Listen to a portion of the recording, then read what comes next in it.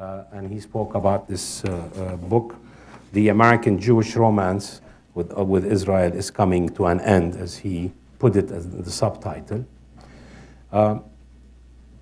What Gandhi says about nonviolence, resistance, and courage. He kind of actually spent, as he was telling me earlier today, reading like 47 volumes of his work to try to distill what is Gandhi's theory, because so often Gandhi is poorly understood both in academia and by social activists alike. This time they went too far, Truth and Consequences of the Gaza Invasion, that is the 2008 one, and then Beyond Chutzpah on the misuse of anti-Semitism and the abuse of history. He did a wonderful job taking on my most reviled character, the former Professor Emeritus at Harvard, Dershowitz. The Holocaust Industry, Reflections on the Exploitation of Jewish Suffering, Image and Reality of the Israel-Palestine Conflict. That was his first book, actually, which I believe was the result of his dissertation at, not at Princeton. A Nation on Trial, the Golden Hagen Thesis and Historical Truth, and The Rise and Fall of Palestine, a personal account of the Intifada years. His first visit to Chapman coincided with the publication of Knowing Too Much. Prior to that event, I received an email from someone in Arizona complaining that about inviting Norman Finkelstein. He claimed that Finkelstein is too controversial. But since when is being controversial grounds for banning? Galileo was controversial, at least in Catholic standards. In recent times, Noam Chomsky, Howard Zinn, and Edward Said have also been deemed controversial. Let me suggest that being controversial is a mark of distinction. Norman is in good company. Oppositional intellectuals like Norman refuse orthodoxy and dogma. They invite us to think out of the box. They insist on telling truth to power. In this connection, I'm reminded of the 19th century, a great writer by the name of Émile Zola, great novelist, essayist, public intellectual. He stood up to defend the bogus charges against Captain Dreyfus, who was charged with treason, among other things, in the post-Enlightenment era of France. He challenged, basically, he opposed French anti-Semitism that was growing despite the claim of liberty, equality, and fraternity. Zola published an open letter, I believe it was published in L'Aurore, titled J'accuse, I accuse. In it, he accuses the president, the clerical establishment, the ecclesiastical establishment, for essentially not telling the truth, for railroading a man, and for conducting a kangaroo court to try him. Despite the pre-internet age, his j'accuse became well known internationally. Across the big pond, Mark Twain responded to Zola's clarion call. Such cowards, hypocrites, and flatterers as the members of the military and ecclesiastical courts the world could produce by the millions every year. But it takes 5 centuries to produce a Zola. Dare I say that for me, Norman represents the courage of Émile Zola and all the others I've mentioned, Said, Chomsky, and Howard Zinn. Norman, I have known you for a long time. In fact, we met in 1982, which occasions your first engagement with the Israel-Palestine question. I admire your commitment to truth. Your work continues in the tradition of Zola and others that I mentioned earlier. As a researcher and writer, Norman's work can be described as forensic. His research is meticulous. Let me make a bold claim. I don't know of a single scholar whose work is as meticulously researched as Norman's. And I know a lot of people. And I dare say, your friend and mentor, Noam Chomsky, is not as meticulous as you are in his research. Some fault him for coupling his findings with rhetorical flair.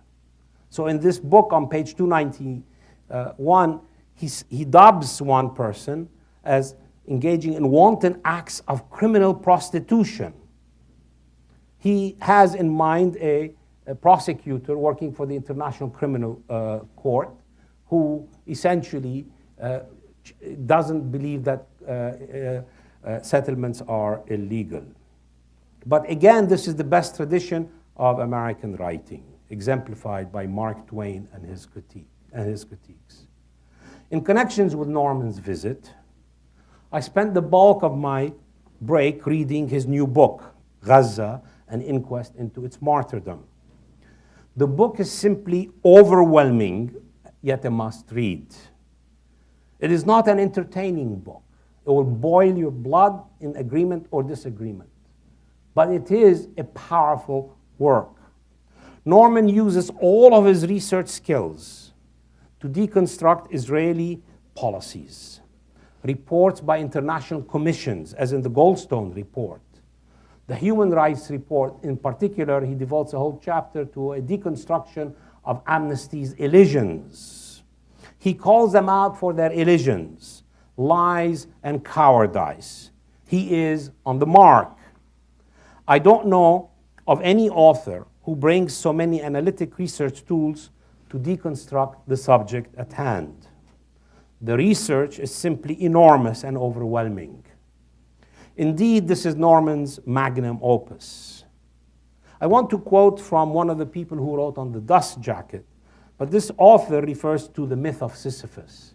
The young folks here might not know what the myth of Sisyphus is. So let me just say so that you understand the quote I'm about to make. The myth of Sisyphus basically is when a person is condemned forever to push up a boulder, a rock, up a hill, and upon almost reaching the top, it comes tumbling down, and he goes and repeats it, right? Camus has written an essay about that and what have you, right?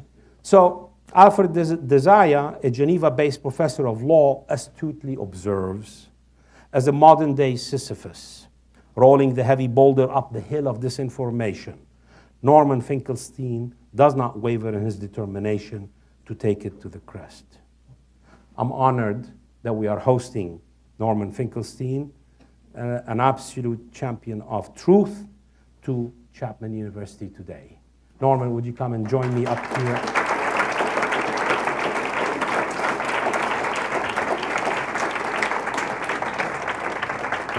I think we need to turn your mic on. Okay. No, I think you have to take it out. I think it's here.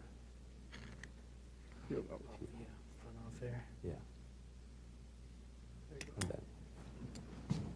That's when we have how many Arab engineers do you need to activate a microphone?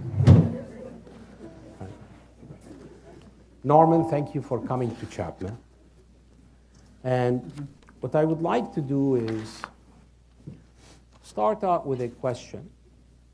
I heard your answer to it in this wonderful public event that lasted over 2.5 hours in Norway with Mats Gilbert, who's a medical doctor who worked in Gaza, and he has a book of his own on the horrors that he has seen in Gaza. Let me just clarify out of deference to him. He volunteers each time Israel decides on launching another massacre in Gaza. He makes a beeline for Gaza, and he's an anesthesiologist, a very brave guy and principled guy, and just a really wonderful human being. I was glad to discover that among the places our lives intersected, he as a youth and I as a youth were both Maoists, So something, I guess, came of that era. All right. Now, one of the interesting coincidences that the top two people who have written about or on Gaza happen to be the children of Holocaust survivors, Norman and Sarah Roy. Sarah is a friend of his and she's a friend of mine. He quotes her appropriately in his text because she does on the political economy of the work. Now, I'd like to quote something from Sarah because I think it's important, the lesson that she draws from her childhood and from her parents' stories. I might not be able to read it all because it touches me what she says. This is from the preface of her book, Failing Peace, Gaza and the Palestinian-Israeli Conflict.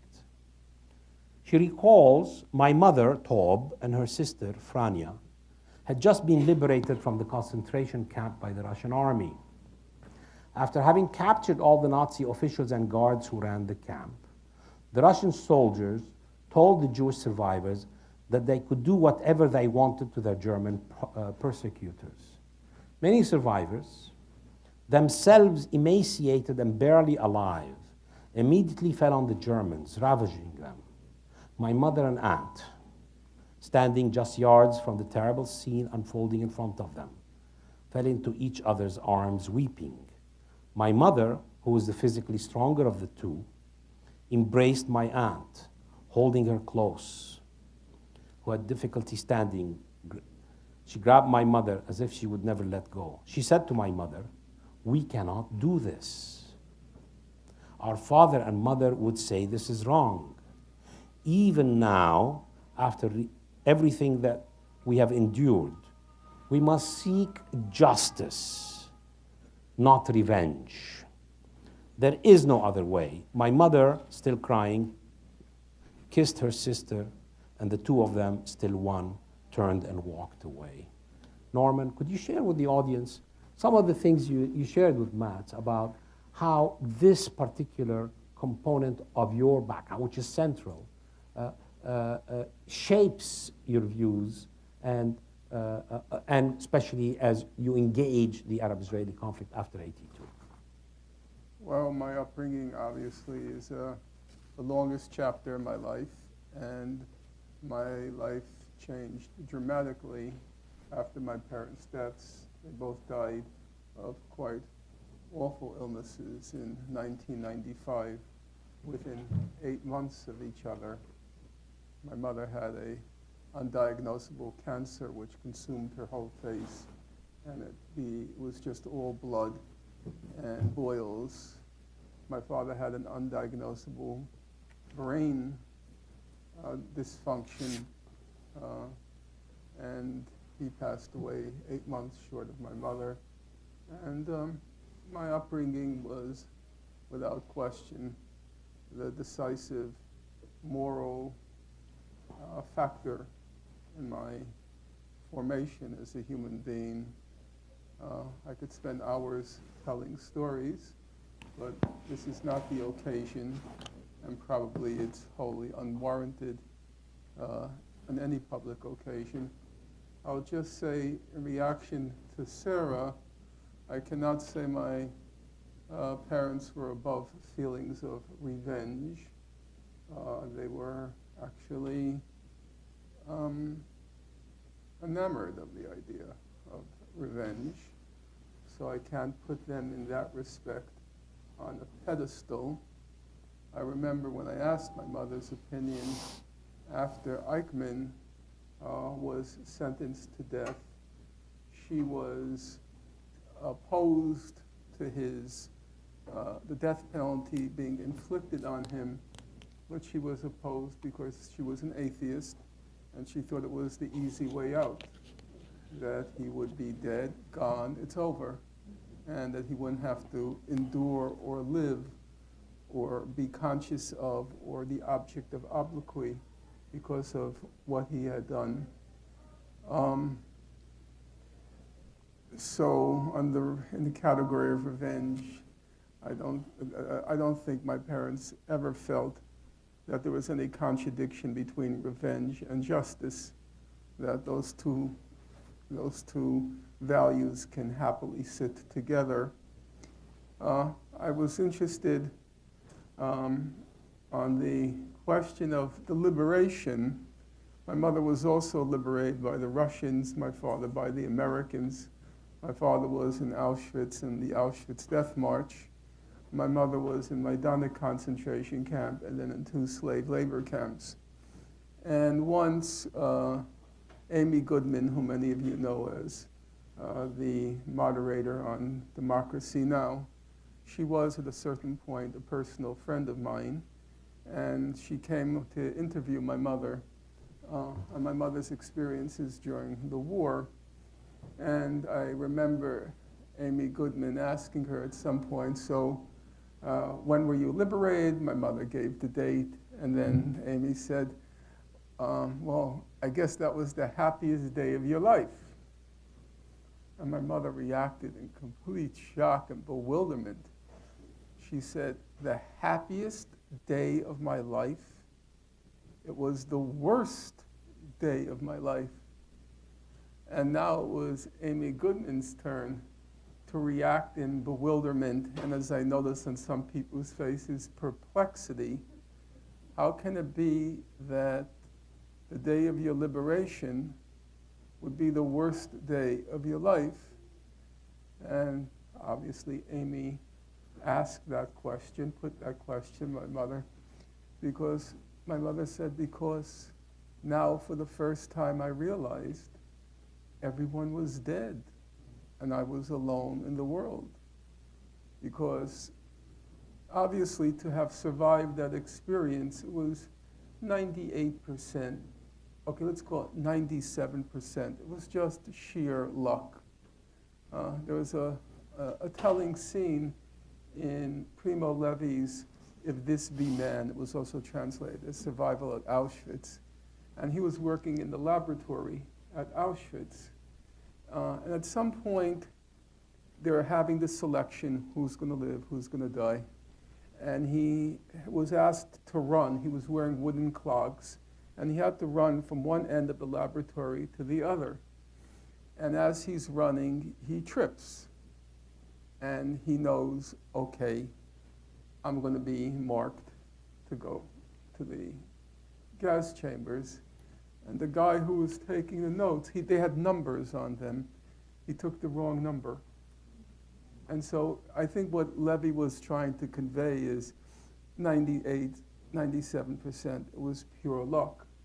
But there was a 2 or 3% which required this kind of almost maniacal focus. You have to see which way to turn. Should I go to the left? Should I go to the right? Should I run straight? Should I run back? At every single moment, you constantly had to make what turned out to be life and death decisions. And so you develop this kind of monomaniacal focus. And so as my mother is enduring the war, she's not thinking about anything except how to survive. Should I go to the left? Should I go to the right? Should I go this way? Should I go that way? And she's doing that for several years. And then when she's liberated, suddenly her mind is emancipated and she could think. And the first thought was, everyone was dead. Her entire family, her mother, her father, her grandmother, her grandfather, her sisters, her brother, everybody was gone. And she said, for the first time, I realized I'm alone in the world.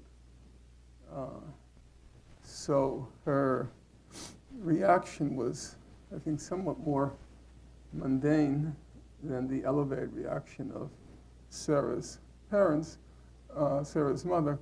One thing that resonated from when I read Sarah's account, one thing that resonated, my parents were absolutely fanatical supporters of the Soviet Union and Stalin, to the point that even to the last day of their lives, it was impossible to say a critical word of the Soviet Union, and especially of Stalin in my household.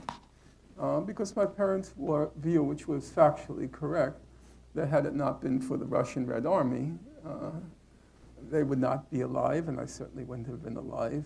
It was the Soviet Union which defeated the Nazis, and all of the nonsense about the United States and the UK playing the significant role. They didn't even play a marginal role. If you look at the actual history, at least 90% of the German troops were on the Eastern Front fighting the Russians. If you look at casualties, about 250,000 Americans were killed, about 400,000 British were killed, and about 20 to 30 million Russians were killed. It's just a totally different picture. And Sarah remarked how caring the Russian Red Army was of her family. She tells a story in another place that they told, maybe it was a Polish family, I can't recall now. It was either, I think it was Polish or German, I can't remember now. They said, take care of these people, meaning her mother. And if we come back and there's anything wrong with them, we're going to kill you. They were very tough. And so there was a warm spot by my parents. And one thing I did get from them was my parents were not fair-weathered friends. A lot of their friends started to denounce the Soviet Union when it was politically convenient and started to denounce Stalin. And my parents would mutter under their breath, my mother and father, traitors, traitors, they sell out. Now, my parents were wrong about many things, and one day it may be said that I was wrong about many things. But one thing I deeply respected about them, they were not for sale. You can imagine growing up in a Jewish home in Brooklyn, New York, what it meant to have parents who worshiped Stalin. I mean, it was completely bizarre. It really was. But even as I came in my later years to quarrel with them, I still deeply respected them because at some point when the Holocaust industry started up, they could have cashed in. Because unlike all the other storytellers, they were real survivors. And I want to emphasize, real survivors. And so, and they were articulate, educated. My mother was intellectually very impressive, I think. My father more reserved. They could easily have made a mint off of being Holocaust survivors. And my parents were not immune to the temptations and the lures of money. Far from it. However, whenever there was a public occasion, they would make a point of recognizing and acknowledging the role of the Soviet Union during World War II, and they would denounce publicly anybody who denounced the Soviet Union as being a traitor. You know? So they weren't particularly popular, and when I saw the fact that despite, as I said, they were not immune to the temptations of money, they would never betray a cause for money. And I obviously internalized that, and I deeply respected that in them. Even just one last thing, and we'll leave it at that. One last thing. I grew up in a lower middle class neighborhood, very ambitious, very smart. My high school, you'll be surprised if I tell you, 3 years ahead of me was Charles Schumer, the current Senate, the Democratic Party minority leader. Schumer went to my high school. Bernie Sanders went to my high school, passed his house every day on the way to the pool. Ruth Bader Ginsburg went to my high school. 5 Nobel laureates went to my high school. Some of you may know the economic Nobel laureates, Becker in economics, and Robert Gary. Solow in economics. It was a very impressive place. It was very ambitious, very smart, very competent. Chuck Schumer is a revolting human being. However, facts are facts. No, he was the valedictorian of my class. He was his class at my school, extremely smart guy.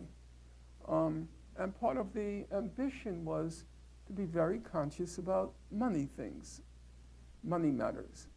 And in a neighborhood like my own, a money matter was always, or the money matter. For those of you who have those devices, I warn you, I have a phaser. And it's not set on stun, it's set on kill. Okay. And if there's a group of you, I have in my other back pocket a couple of photon torpedoes. So beware. The other thing was, it was conscious about money, and money meant in my neighborhood property values. And you were always wary of what might bring down property values. And one day it was announced that they were building a homeless shelter in my neighborhood. And the neighborhood was up in arms because homeless shelter means property values are going to plummet. I was afraid to ask my mother her opinion because I thought I knew what was going to come, and it was not what I wanted to hear. And I finally asked her, and she said, build the homeless shelter. I was really surprised. Build a homeless shelter coming from my mother? Property values? And I asked, why do you say that, Mom? And I'll never forget her answer. She said, because you never know where you will be tomorrow. And I knew exactly what she meant. She was in the Polish middle class. She was president of her class. She was president of her grade. She went to Warsaw University. She was studying mathematics. She knew Latin. She knew classical music, ice skating, going to concerts at night.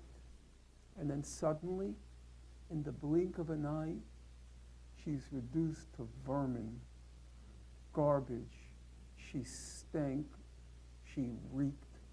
All around her were dead bodies, people dying in the streets. And she said, she didn't have to tell me that part. I knew exactly what she meant. You never know where you will be tomorrow. You may be that person who needs a homeless shelter. Though, on a disappointing note, in the 82 war, I asked her in the June 82 in Israel and Lebanon, where Nubar and I met, I asked her to speak at a rally. It was in Union Square Park. Yeah, I remember. And I was very adamant, you have to speak at that rally. She promised she would, but she didn't show up. And I asked her why. She said, because the JDL would blow up my house. She was, it was a legitimate fear, you know. So there the property values kicked in. We had a big fight over it. I was very disappointed. Could you put your What? microphone closer to you? Sure. Now, Most people prefer when I turn off my microphone. Norman, you mentioned the whole issue of, how brittle life can be. My colleague Fred Smoller, who's in the audience, we are next week holding a whole day conference on the issue of homelessness in Orange County. It's next Thursday, I believe, and I think it's an important topic, and particularly in a place like Orange County. Now, let's move on to the actual book. I found it fascinating. Often, when you read a book, first line does not necessarily grab you. I mean, I remember once when I was reading Albert Camus' The Stranger. The book starts, mother died today, maybe yesterday. What a brilliant opening. And it's to advance his own notion of the absurd. Well, here's how Norman starts his book. Starts the book. This book is not about Gaza. It is about what has been done to Gaza. And then he ends this preface with, if the evil is in the detail, it can only be confronted and disposed of in methodical parsing of logic and evidence. The reader's forbearance, and you will need a lot of forbearance, must in advance be begged, as perusing this book will require infinite patience. Elaborate, because it seems these are two interesting drivers that are important to understand the oeuvre that you have produced. Well, one of the things that went right about the book is it was constructed in the proper order, which is to say, if you're writing a book, you should write the body of the book first, you should write the conclusion second, and you should write the introduction third. And by the time I came around to writing the conclusion and the introduction, they flowed fairly mellifluously. I knew exactly what I wanted to say in the conclusion, and then it was also clear to me by the end what I wanted to say in the introduction. And by the time I came around to writing the introduction, it was clear to me that the book wasn't about Gaza, because Gaza was not, or the people of Gaza weren't active agents in the reality as it's unfolded the past 10 or 12 years, which is the focus of the book. It's very popular now, it's fashionable to speak about agency of victims, and we're not supposed to talk about victims, we're supposed to talk about survivors. I'm not too keen on this postmodern gobbledygook. These are victims, or as to quote my mother, she always preferred to call herself a martyr, and that's why I put martyrdom in the subtitle of the book. They have very little agency, the people of Gaza. When you're in a prison, how much agency do you really have? There are certain limits within which you do have agency, and we should be clear about that. You take the case of Nelson Mandela. He managed to preserve his integrity, his dignity, his personal integrity and dignity, to the point that he said at some point, the guards in the prison deferred to him and clearly came to respect him as a human being. And also, if you take the case, say, of Frederick Douglass, in his first of several, he wrote 3 autobiographies, but in the first of his autobiographies, he tells the story about how he was able to restore his sense of personhood after getting into a physical altercation with his slave master. My memory serves, and you can correct me, but I think his name was Covey. It's a famous scene in Frederick Douglass's slave narrative. But those are pretty exceptional people and exceptional circumstances. By and large, even the British conservative Prime Minister, David Cameron, described Gaza as an open-air prison, and within those confines, all the basic decisions about your life, from when you get up to what you do during the day till the time you go to sleep, all the basic decisions are being made by somebody else. And you have relatively little, so to speak, input in how your life unfolds. And that's true of Gaza.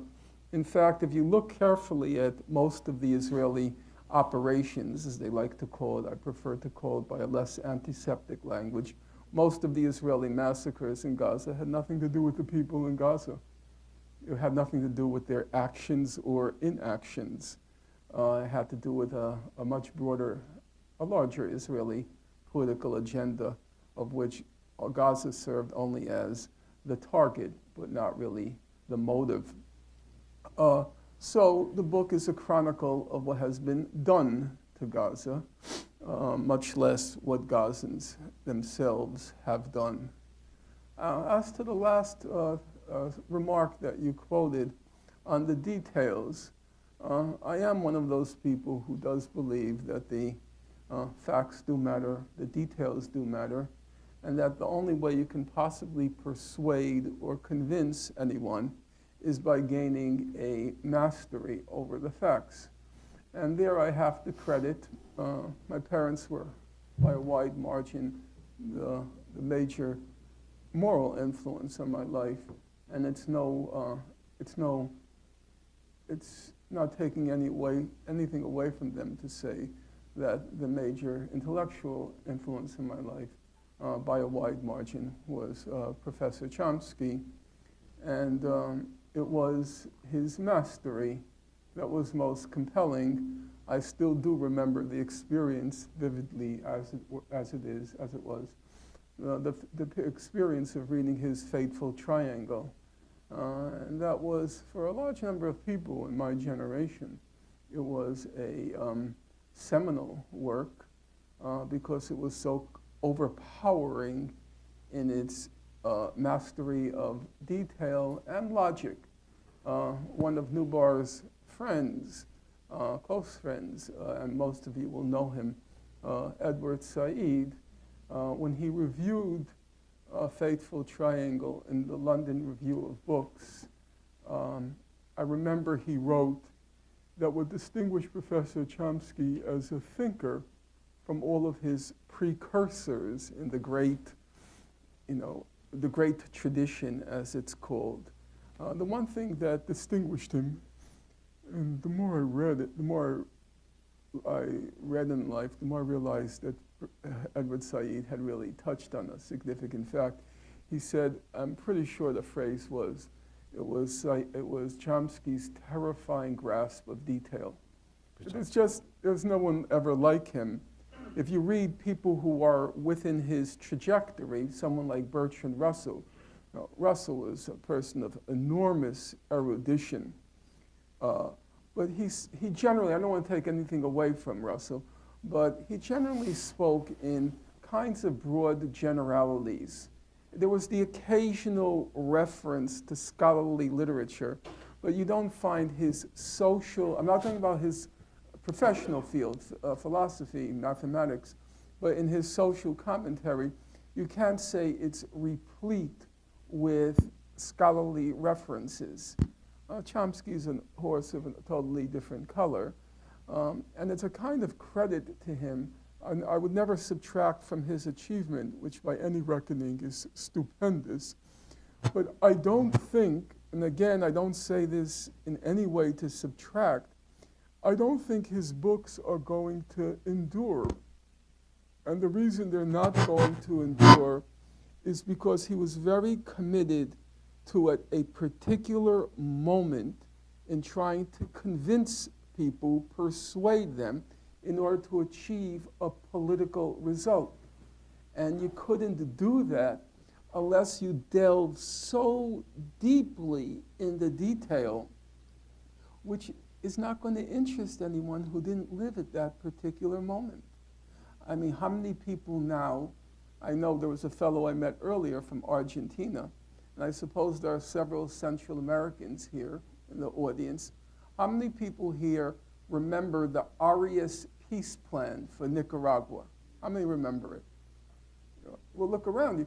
Now, he'll devote in his books, he'll devote like 100 pages to trying to show that the peace plan was a farce. Is that going to endure?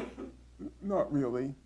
And in that respect, I have to say that Professor Chomsky, he made an enormous professional sacrifice. That is to say, for the sake of trying to be a truly effective political actor, he produced works which won't have enduring value. Now, obviously, he's conscious about his place in history and his place in the history of politics and philosophy, but his place was severely diminished because he was committed to actually having, at any particular moment, an impact. And that required the details. I don't think if you don't have the details, you will only persuade those who already agree with you. It's speaking to the choir.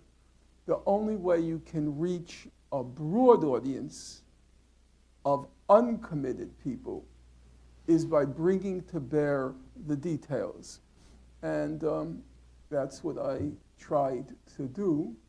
To be perfectly honest or candid, I didn't really write the book with the expectation that it would have an impact on a current audience.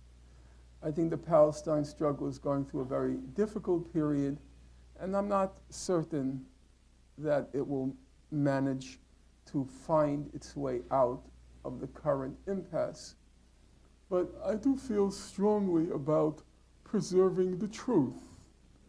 You can't do much for the dead, but I do believe in old-fashioned values like honoring the dead, honoring their memory.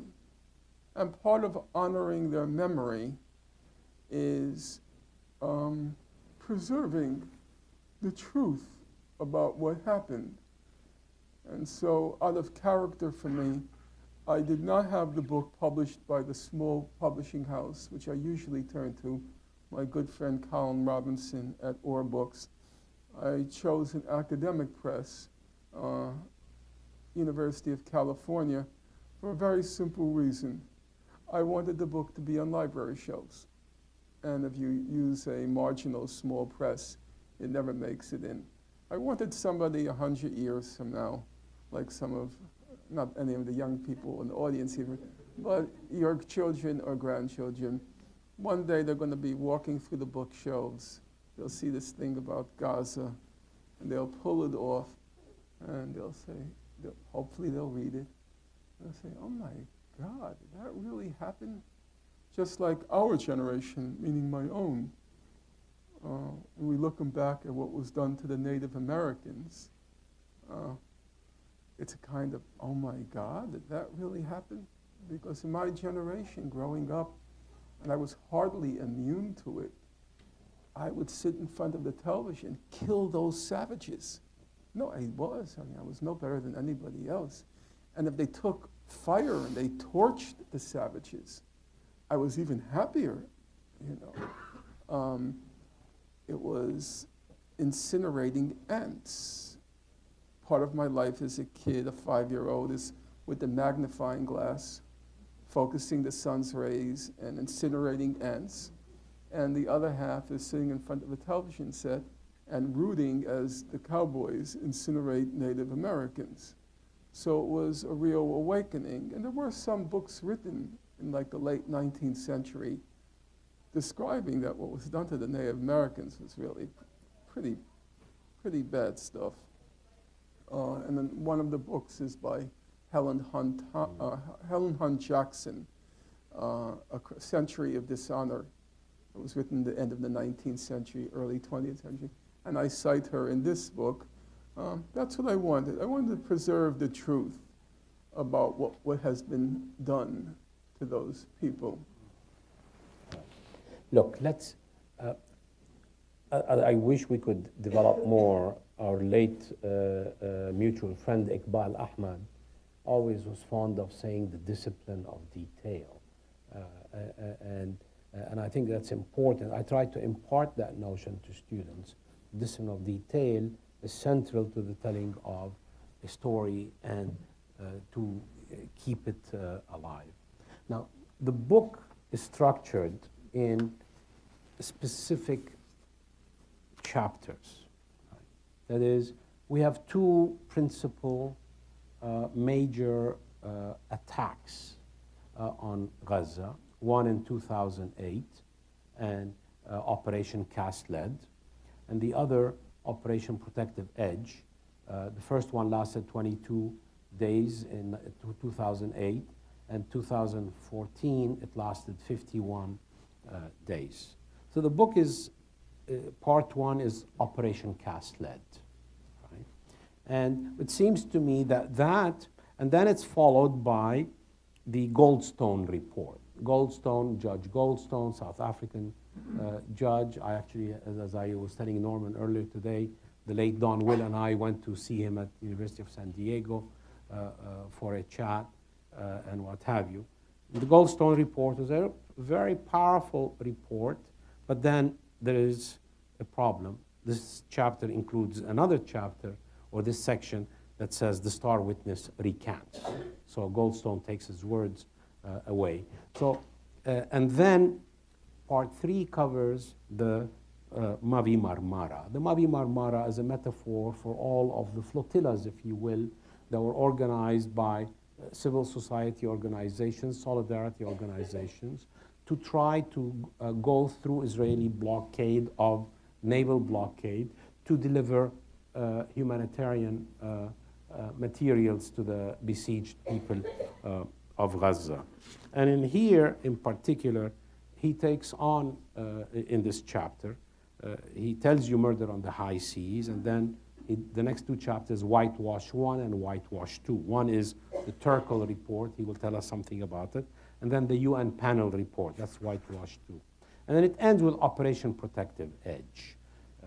Now, what's interesting about all of this is that Norman, who has relied an incredible amount, if I recall correctly, you're beyond chutzpah, relies a lot on some of the human rights reports. He takes on the human rights organizations. He doesn't take Human Rights Watch on precisely because they're absent in what they produce. He takes on Amnesty International for their essentially elisions, lies, etc.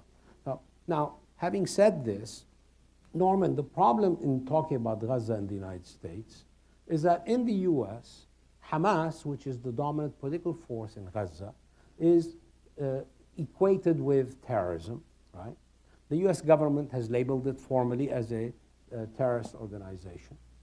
But you suggest in your book on Gaza that Israeli strategy was guided, and I quote you, to punish, humiliate, and terrorize Gaza's civilian population, part and parcel of which was the infliction of massive civilian casualties. This is on page 347. Now, I presume, and I know because we talked about it, that this characterization of the assaults on Gaza applied to both Operation Cast Lead and Operation Protective Edge. So might we take the claim that you make and look at Operation Cast Lead and then pass quickly through the Goldstone report, to see what it is that you're deconstructing. What is it was in it and why was it problematic? So what is the Cast Lead? Why did it take place in 2008? Okay, before I do that, I think that it's important to set out the context of what's unfolding in that tiny little corner of the world, which practically can fit in this room. So I want to just lay out the broad context, basic facts, which people, if they forget everything else this evening, they should try to keep the basic facts in mind. Fact number one, Gaza is overwhelmingly a refugee population. About 70% of the people of Gaza are classified by the United Nations as refugees. So it's an overwhelmingly refugee population. Fact number two. Refugees from the 1948 war, just to be, right? Fact number two, Gaza is an overwhelmingly child population. 51% of Gaza is children under the age of 18. So if you take the youngest person in the room, let's say that's this young woman sitting in the first row, I would estimate you're about 20 years old, is that right? 18. So one half of Gaza's population is younger than you. It's a child population. Fact number three, Gaza has been under occupation for a half century and has been under a illegal, immoral, criminal siege, the intensity of which reached its peak roughly around 2007 after Hamas foiled a coup that was attempted by the United States, Israel, and elements of the Palestinian Authority. So there is an occupation and there is a coup, an occupation, and then there is the blockade, the siege of Gaza. fact number, I guess we're up to fact number 4. There are aspects of Gaza. Everybody in this room presumably is familiar with the major Israeli massacres, Operations Cast Lead and Operation Protective Edge. And nobody wants to get into the kind of unseemly game of trying to decide which humanitarian disaster is worse or better than another. The late historian Peter Novick, in the context of the Nazi Holocaust and Israel and Jews trying to claim its uniqueness, he called it a kind of Holocaust sweepstakes. And there's also a kind of sweepstakes that occurs when people start comparing suffering and trying to determine which is worse and which is better. So I'm not going to make a claim about Gaza's suffering being worse or better. I want to just bring to bear 2 facts which at any rate struck me while I was reading on the subject. Fact number 1 is United Nations Relief and Works Agency, UNRWA.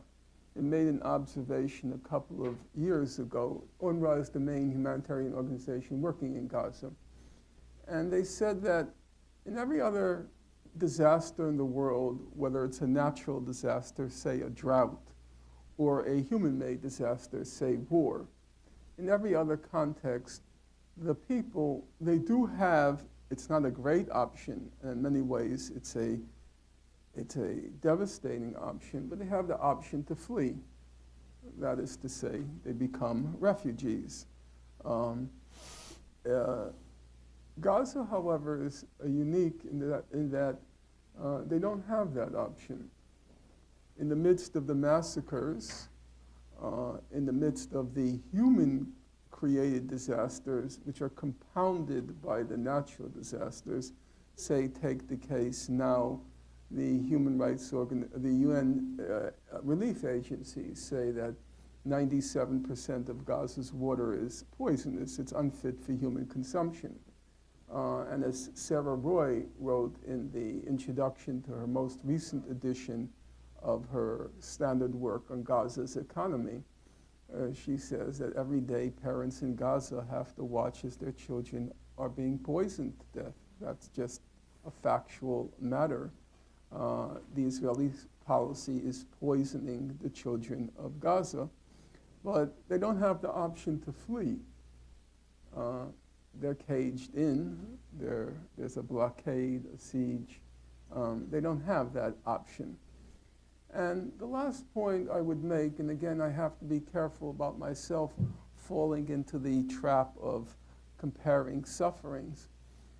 It's sometimes difficult, especially in the context now of the Middle East, to try to bring home the magnitude of suffering that any particular people are experiencing, because if you point to Yemen, then somebody's going to point to Syria, and if you point to Syria, somebody's going to point to Afghanistan, and next to all of that, Gaza kind of seems like it pales in comparison.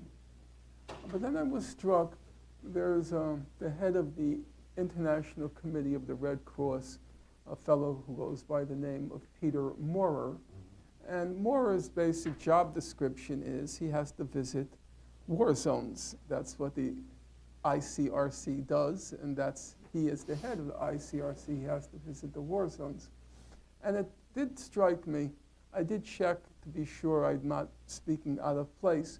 If you Google Peter Maurer, Afghanistan, he's been to Afghanistan. Peter Maurer, Syria, he's been to Syria.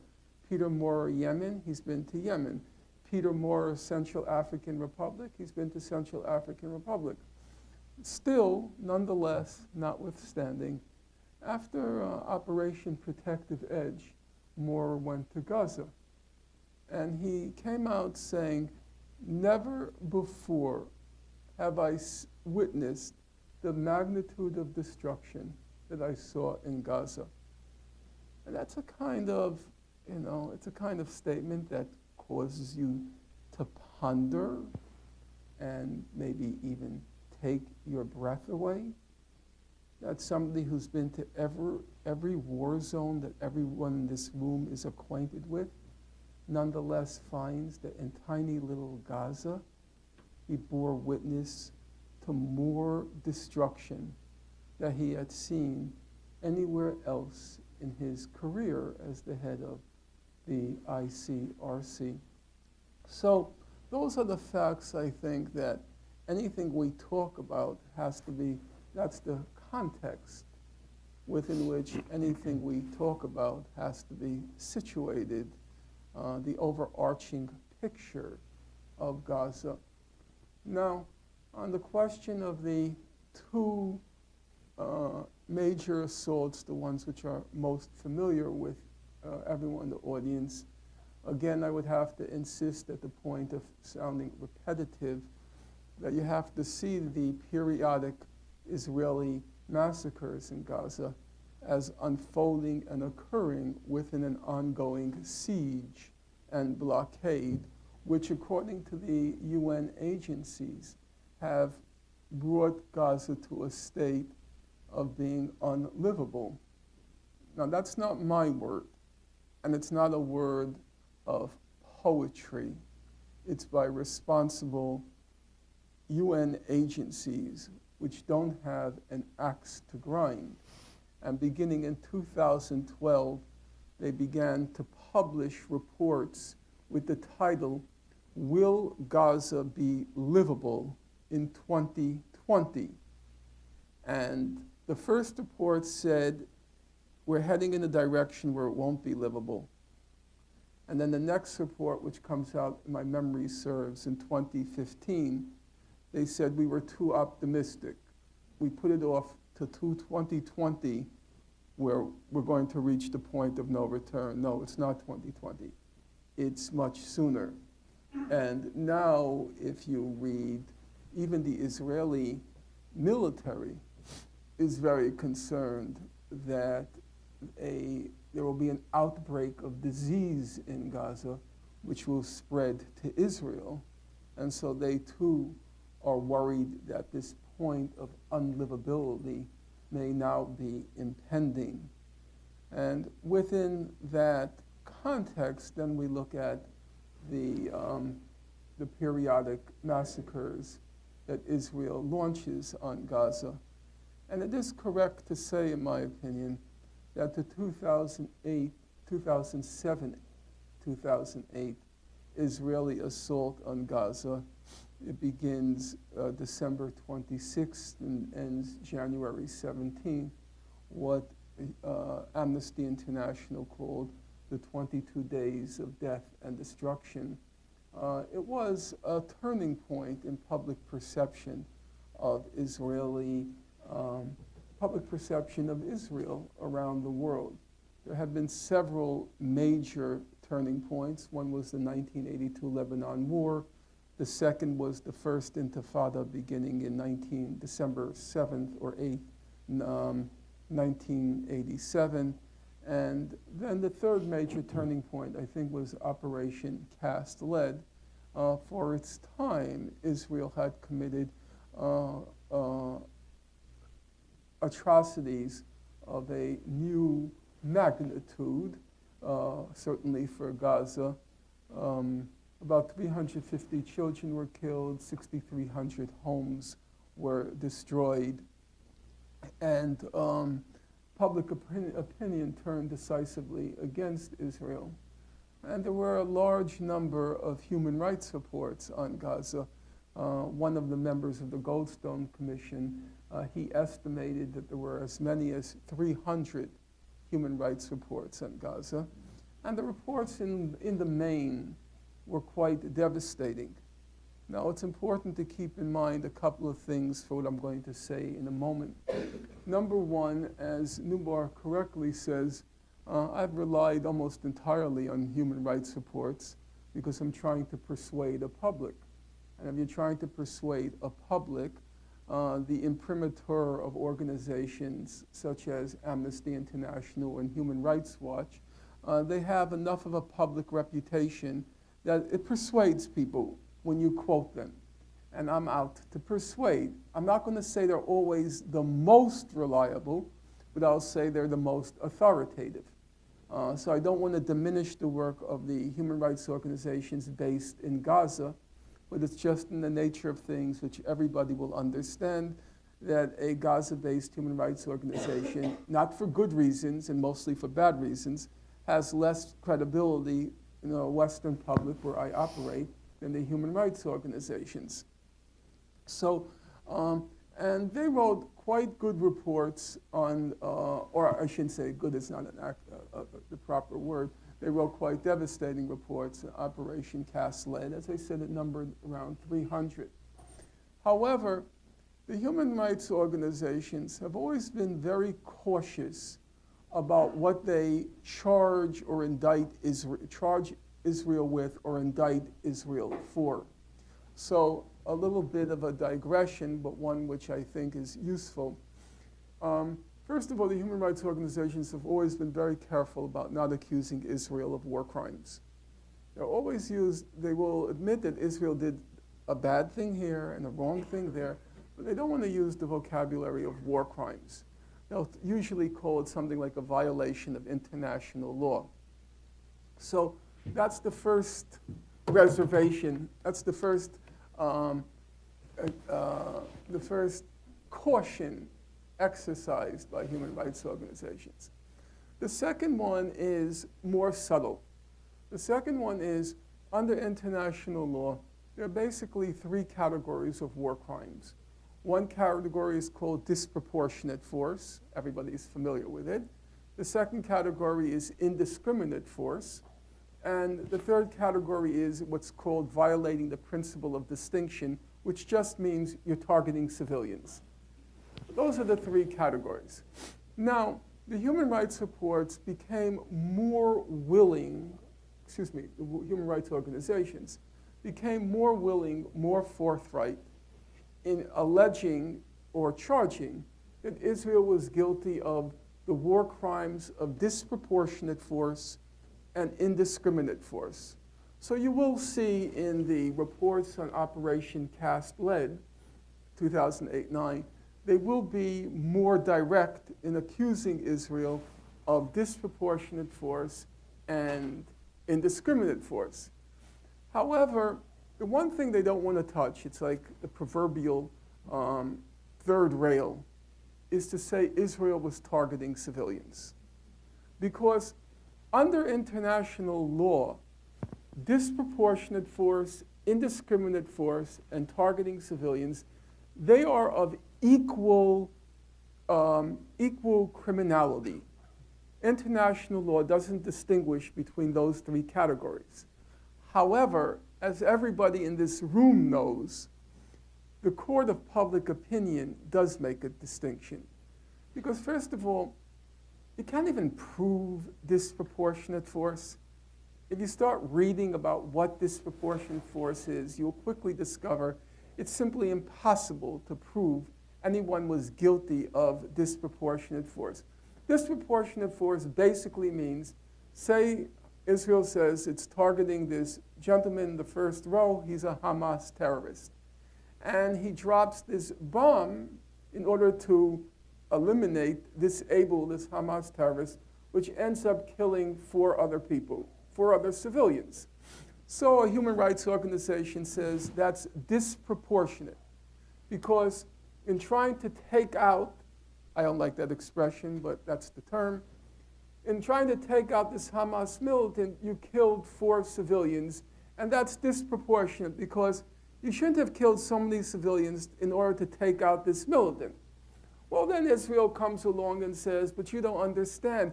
He was a key militant. He was going to, or he was on the verge of committing a major terrorist attack. So it was proportionate because even though 4 civilians were killed, he wasn't an ordinary militant. He was a senior Hamas operative, and therefore it was proportionate. And it goes back and forth, and you can't prove anything. I can assure you it's impossible to prove. Indiscriminate force means Hamas wants to take out this gentleman here. Israel wants to take out this gentleman here because he has a beard, so he's obviously a Hamas terrorist. But in order to take him out, they fire artillery indiscriminately and end up killing 5 people surrounding him. That's indiscriminate force. And each of those categories, they're war crimes. However, they presume that there's a military target, because disproportionate force means you were targeting a militant, you killed, quote unquote, too many civilians. Indiscriminate force means you were targeting a militant and you killed too many civilians. But your target, your goal, was a militant, a combatant, or a military site. The third category is very different. Even though it's of equal culpability under international law, you're targeting civilians. The court of public opinion, if we can use that expression, the court of public opinion will usually accept disproportionate force, because what does it mean, proportionate force? The whole category seems kind of weird. And they'll accept indiscriminate force, because it's the fog of war. You didn't really see who you were killing. They won't accept one thing. They won't accept targeting civilians. That's kind of crossing a moral red line in the court of public opinion. The human rights organizations understand that. And that's why they focus on disproportionate force and indiscriminate force. They don't want to touch the issue of targeting the civilians. Along came the Goldstone Report. The Goldstone Report was commissioned by United Nations Human Rights Council. And Richard Goldstone had what you might call 3 immunities. Immunity number 1, very respected international jurist. You can't say he doesn't know his trade. He knows his trade. Immunity number 2, he is a self-identified proud Jew by his own reckoning. Being Jewish is not just a fact of birth or fact of fate. He's self-identified as Jewish, and proudly so. And fact number 3, Richard Goldstone is self-identified as a Zionist. He's proud of the fact that he's a Zionist. He sits on the board of directors of the Hebrew University in Jerusalem. His daughter does Aliyah, which means she immigrates to Israel for ideological, nationalistic reasons. And so this puts him in a kind of protected position vis-a-vis the Israeli slur machine and slander machine. And he produces a report along with his colleagues. He had 3 other colleagues. And the report was unusual for the following reason. Because for the first time, at least to my knowledge, a respected human rights organization, it says, and Nubar quoted earlier, it says that the purpose of Operation Cast Lead was to punish, humiliate, and terrorize a civilian population. In other words, this wasn't a war, because a war presumes you are targeting military sites or combatants. But that wasn't the purpose of Operation Cast Lead. The purpose of Operation Cast Lead was to target a civilian population, not combatants, not military sites. And so, in reality, the moment you start invoking categories like disproportionate force and indiscriminate force to describe what's happened in Gaza, you have already internalized and are repeating Israeli propaganda. Because there was no disproportionate force. Disproportionate force means you were targeting a militant or targeting a military site. That's not what was happening. They were targeting the civilian population, in particular to terrorize it into submission. And as you can imagine, and some of you are young and old enough to remember, when the Goldstone report came out, the Israelis went absolutely berserk. They went mad. The entire political spectrum at every level, they just went after Goldstone like there was no tomorrow. They started to get very personal, dredge up his past as a jurist during the South African apartheid era. He was a judge during the apartheid era. Then they tried to prevent him from attending his grandson's bar mitzvah in South Africa. And for Israel, there was, for the first time, there was a real fear when Benjamin Netanyahu, the prime minister, when he spoke about the Goldstone report, he spoke about, in the context, he said, there are three main dangers confronting Israel today. Number one, Iran. Number two, Hezbollah and Hamas rockets. And number three, the Goldstone report. But that was no joke. That was no joke. People have forgotten that era. After the Goldstone report came out, the Israelis were seized with terror because they couldn't leave the country. Wherever they went, under the principle of international law called universal jurisdiction, if you commit certain war crimes, you can be prosecuted by any state in the world. And so whenever an Israeli stepped off a plane, for example, Tzipi Livni, who was the foreign minister at the time, she steps off the plane in the UK, she's immediately served with papers. They're charging her with war crimes for what she did in Gaza during Operation Cast Lead. And soldiers were having a lot of troubles traveling. So that was a real threat, the Goldstone report. And the second thing was, so long as the Goldstone report hovered over Israel, they were unable to launch another of their massacres because there was the fear that this time it's not going to be words, there's going to be real indictments in The Hague for how they're carrying on. And so the pressure became really unbearable on Richard Goldstone.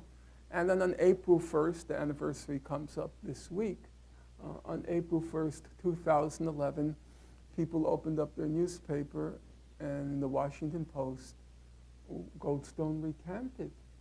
He takes back the report. And everybody was, at the beginning, everyone... But he was the only one of four. Yes. Right? The other three jurists did not. Right, but the important thing was Goldstone was the Jewish member. Right. And so he had no motive unless what he were writing was the truth. He's a Zionist. He's proudly Jewish. He loves Israel. And so why would he have written that unless it were true? And so the pressure was focused on him. And then in 2011, a lot of us thought it was an April Fool's joke because it was April 1st. He recants the report. I could speak personally. I was totally devastated.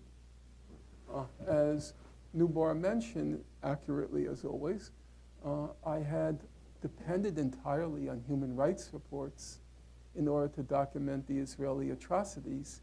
And the most exhaustive of the human rights reports, by a wide margin, was the Goldstone report. And suddenly you felt, it was like you wanted to believe in him. You wanted to believe in him. And then you're devastated. I remember that moment. He recants, and there's been a lot of speculation why he recanted. He himself alleged that he recanted because of what he claimed new information became available after the Goldstone report, which caused him to rethink his conclusions. That's a plausible explanation on its face. But I go through, probably to the point of tedium, I go through all of his claims of new information, and it's painfully clear there was no new information. And then that left two possibilities. A second possibility is that he succumbed to the campaign against him, the smears and the slurs and the dredging of his past and all the rest. He finally found it insupportable, and he capitulated. I did not find that a credible explanation for reasons which would take us too long to go through. And the third possibility was he was blackmailed, that everybody in this room, however impeccable their public reputation might be, everybody's got skeletons in their closet. And if you don't have a skeleton in your closet, a loved one, a dear one, does have a skeleton in the closet. So if the Mossad finds out that your daughter was having an affair with somebody in Israel, and they're going to publicize it, and your daughter comes running up to you and says, begging you, please, Daddy, take back the report. They're going to destroy my family. They're going to destroy my marriage. They're going to humiliate my kids. Well, it's a very tough moral position. And I think that's what did happen to Richard Goldstone. For our purposes, it's speculative, so for our purposes, it's not particularly important. What is important was the repercussions. And the repercussions was there was a complete moral collapse by the human rights organizations after Goldstone recanted. And that became painfully clear during Operation Protective Edge in 2014. As I said, Operation Cast Lead, it was estimated about 300 human rights reports were written on it. Operation Protective Edge, it wasn't qualitatively, but it was quantitatively much worse than Operation Cast Lead. Cast Lead, about 350 children were killed. Protective Edge, it's 550 children. Cast Lead, about 6,300 homes were destroyed. Protective Edge, 18,000 homes were destroyed. It was quantitatively much worse, but there were only a handful of human rights reports written on it. Actually, there were about less than 10. Human Rights Watch, which for Cast Lead had produced 5 very substantial and impressive reports. After Protective Edge, it produced 1 skimpy, utterly forgettable report. Amnesty International, it was the only human rights organization that weighed in, but it was a complete disaster. It produced 5 reports, but they were just a complete whitewash of what Israel had done during Operation Protective Edge. And it was very painful. I was so angry, as a lover betrayed. I had counted on them, depended on them. And I'm not really a writer. I don't say that because I want people to say, oh, no, you're a great writer. Well, first of all, I'm not a great writer, so you're already lying when you say that. But I only write, for me, writing is therapeutic. It really is. I write because I'm angry, and I just had to kind of put it on paper. What are you doing here? What is this? They put out a report called Families Under the Rubble. And they say, yes, Israel destroyed all these homes with large families in them. Sometimes 15 family members are killed. Sometimes 20 family members were killed inside these homes. And they said, yes, Israel used disproportionate force. Israel used indiscriminate force. And but they say, we investigated, and we think there was probably in every one of those houses that Israel targeted, we think there was a Hamas militant.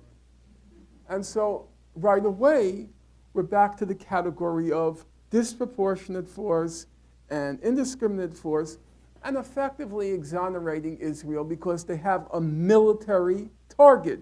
So even those are war crimes, the broad public is going to give a pass to those war crimes. What actually happened? Fortunately, we have an unimpeachable source of information. That is to say, there's an organization in Israel called Breaking the Silence. And Breaking the Silence is composed of combatants who give witness to what they actually observed happen during the various Israeli operations. Now, lest you have any misapprehension, breaking the silence, the witnesses, they're not leftists, they're not peaceniks, they're not all we are saying is give peace a chance. When you read their testimonies, and even though my publisher will throttle me for saying it, I would sooner that you read their testimonies. You can find it on the web. It's called Breaking the Silence, Operation Protective Edge. They're absolutely without any remorse, no embarrassment, no shame. They're not acting from feelings of guilt or humanity. And yet, the descriptions, virtually every one of the collection on Operation Protective Edge, virtually every testimony talks about what was done to those homes in Gaza. Now, you don't want to be too emotive. This is a university. You don't want to be too demagogic. But you still have to say 70% of the people in Gaza, they're refugees. What's a refugee? Somebody who lost their homeland. That's the dictionary definition of a refugee. So then what do they have left? They have their homes. That's it. They lost their homeland, and from losing their homeland, all they had left was to rebuild a home. And if you're anything like me in this room, so you have a computer, you're working on an assignment, and then suddenly there's a power outage, or you hit a wrong key, and you lose the last 2 hours' work, right? You lost 2 hours. All your genius, all your brilliance has now vanished into cyberspace. Where is God? And you start calling out, where God? Can there be a God? I just lost 2 hours of my work. And if you're like me, you start pacing back and forth, screaming, yelling, after you call up your friends who are computer savvy, and they tell you, Norm, it's gone. I have to accept it. You have to, maybe you should get some antidepressants, but get some Zoloft, it's over, you lost, it's gone. Now, imagine if you lost your home. Imagine if you lost your home. All the pictures before the age of electronic pictures, all the letters. I have tons of letters at home in boxes from your parents when you went off to college for the first time, or from summer camp. Everything, it's gone in the blink of an eye. There were 18,000 homes which were flattened. Now, why did that happen? I really wish, if time allowed, which it doesn't, I wish I culled from the Breaking the Silence reports, I culled about 10 pages of testimonies. And I knew you couldn't put 10 pages in a book because no reader is going to plow through 10 pages. So I asked my friends to choose the most telling or emotive testimonies. It still occupies 3.5 pages in the book. What happened? What happened? Amnesty said they were targeting militants. But then when you read the testimonies, there were no militants. There was no war. One soldier says, as we entered Gaza, we fired on all the houses around us. He says, there was no threat. He says it, there was no military threat. We just fired on every house as we entered. In the middle of the 51 days, another soldier says, we brought in the D9 bulldozers, the heavyweight bulldozers. He says, we brought them into the neighborhood. They went back and forth, destroying one house, another house, back and forth, destroying one neighborhood, another neighborhood, back and forth. He says 24/7, back and forth, non-stop, destroying one house, another house, a third house, a fourth house, a fifth house. How does Operation Protective Edge end? Well, the soldiers said, we were stationed in these homes, we confiscated them in Gaza. He says, as we were leaving, we blew up every home we were in. Just blew them up. And then along comes amnesty, and it says the homes were targeted because militants were inside. It was a very bitter pill to swallow. It was, in fact, it was shameful and shameless. The Human Rights Council, the UN Human Rights Council, the same Human Rights Council that appointed Richard Goldstone, this time it appointed a fellow named William Shabbos. Shabbos had a reputation of being a liberal, international jurist. Not great, not bad. Israel decided this guy's not good. They Goldstoned him, went after him, and after attacking him, he finally had to quit. And he was replaced by this jurist named Mary McGowan Davis, who was a judge in New York State. I think that tells you everything you need to know. If you know the New York State bar, I won't say more. Most of you can figure it out. This is being taped, and I have enough legal difficulties as it is. So I won't say more. Okay. They write this horrendous, she presides over this ghastly report. The evil is in the details, so time doesn't allow. I'll just give one example. One of the things I didn't say about Gaza, which is a contextual point, Gaza is among the most densely populated places in the world. It's more densely populated than even Tokyo. And there's a neighborhood in Gaza called Shujaya. And Shujaya is among the most densely populated neighborhoods in Gaza, which is among the most densely populated places on Earth. So we're talking about a high population density. Outside Shujaya, there was a firefight. And it's true, about a dozen Israeli soldiers, maybe more, were killed. And the Israelis, of course, went ballistic because according to the Israeli laws of war, Israeli soldiers are not supposed to die in wars. that breaks the rules. And in this particular case, unusually, I think it was either 12 or 15 Israeli soldiers were killed. And it was a firefight abutting Shujaya. So Israel is going to exact its revenge. And it was not trivial what they did. On Shujaya, among the most densely populated neighborhoods in Gaza, they dropped over 100 one-ton bombs on the civilian neighborhood and fired thousands of high explosive artillery shells into Shujaya.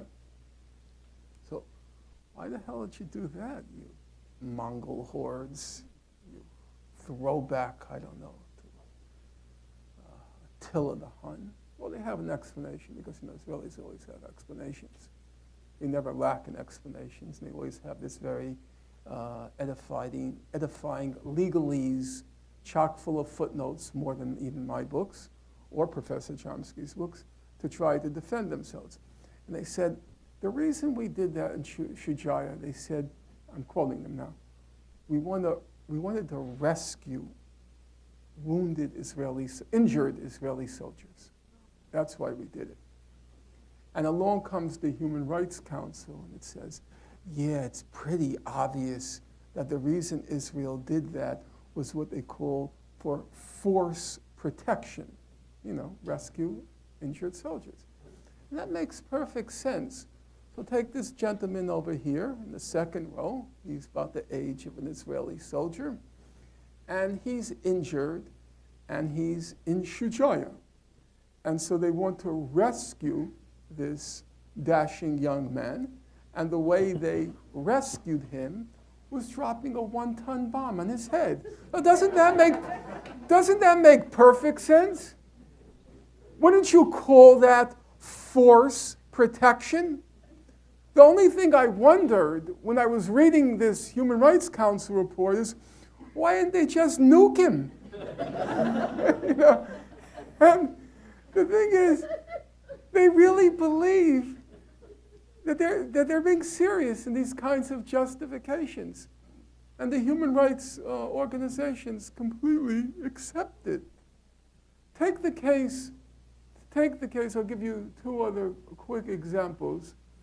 Take the case of one incident everyone remembers from Operation Protective Edge. The 4 kids who were playing soccer along the water's edge in Gaza. And these 4 diminutive children, they weren't playing soccer, excuse me, I retract that. They were playing hide and seek. And there was a dilapidated fisherman's hut. And they were using that as their kind of base for hide and seek. Now, this was not what you would call a controversial case, because it happened that this whole scene is unfolding right before the hotel, which houses all the international reporters. And they're all out there. They see what's happening. And the 4 kids are killed by Israel. There was no fighting going on there. It was before the ground invasion had begun. The ground invasion began July 17th, and I think this happened on July 11th or 14th, I can't remember. But there were no militants, there was no fighting going on. And the kids were killed. Israel said that fisherman's hut, it said it was a Hamas command and control center. Well, there were all these reporters said it was not. So what does Amnesty say? What does Human Rights Council say? We don't understand why Israel mistook these kids for Hamas militants. It was like, it can't be that they didn't make an error. They didn't mistake them for militants. They were transparently diminutive children, and they killed them. But you can't say that. You have to assume that it was an error. It can't be premeditated, because that means they're targeting civilians. And that simply can't be. The position of Amnesty International, I had an exchange with them, with the head of their Middle East and North Africa division. He writes back, and I reprint the whole thing with his permission, I give him credit for that. He says, when Israel uses precision weapons, we have to presume that they are targeting militants. Now, I thought that was a strange presumption. If Bashar uses precision weapons, I didn't notice anyone presuming he must be targeting combatants. Why do you assume that? The usual presumption is if you're using precision weapons and you killed civilians, then you intended to kill civilians because you have precision weapons. And amazingly, they reversed the presumption for Israel. If you're using precision weapons, it must be because you weren't targeting civilians. And they, well, I'm not going to pursue that, but you cannot say that was the taboo that Goldstone broke. You can't say they're targeting civilians, even if all the evidence overwhelmingly shows that that's just what they were doing. And you saw it in the human rights reports, because just one last point, The human rights reports in general on the facts are generally very accurate because there's a kind of professional integrity that you're going to report accurately the facts, what happened. But there's two aspects to a human rights report. Here are the facts, and then there are the legal conclusions. That is to say, they look at a fact set, this is what happened, and then they have to determine, was it a violation of international law? Was it a war crime? Was it a crime against humanity? They have to make the legal determination based purportedly on the facts. On the factual side, if you read the reports, it was perfectly clear Israel was targeting civilians. They constantly are depicting the facts as there was no military activity in the area, there was no Hamas militants in the area, and the civilians were under assault. Unfortunately, between the facts on the one side and the legal conclusions on the other side, there is a gap. And the gap, that's where the lawyers come in. And when the lawyers come in, the truth flies out. And what they did was they start to reach the most preposterous, ridiculous legal conclusions, which if you juxtapose the conclusions, the legal conclusions, with the facts, they're just ridiculous. What they're concluding, they'll conclude something like, in the case of the 4 kids, Israel did not take all feasible precautions before it attacked the kids. Now, you know what all feasible precautions means? It means if you're engaging with an enemy who's among civilians, you're supposed to take all feasible precautions to make sure that civilians aren't hurt in the course of an attack. That's what all feasible precautions means. But there was no enemy when the 4 kids were killed. There was no ground fighting. The ground invasion hadn't even begun. So they say Israel did not take all feasible precautions. Feasible precautions for what? There was no armed engagement. The bottom line is, as I said a moment ago, or a few moments ago, the moment you start using that language of all feasible precautions, disproportionate force, indiscriminate force, you're already playing Israel's game. The only relevant category, except on the margins, the only relevant category is crimes against humanity. It's nothing to do with war. These are crimes against humanity that Israel is committing. And I think we should all be careful about that.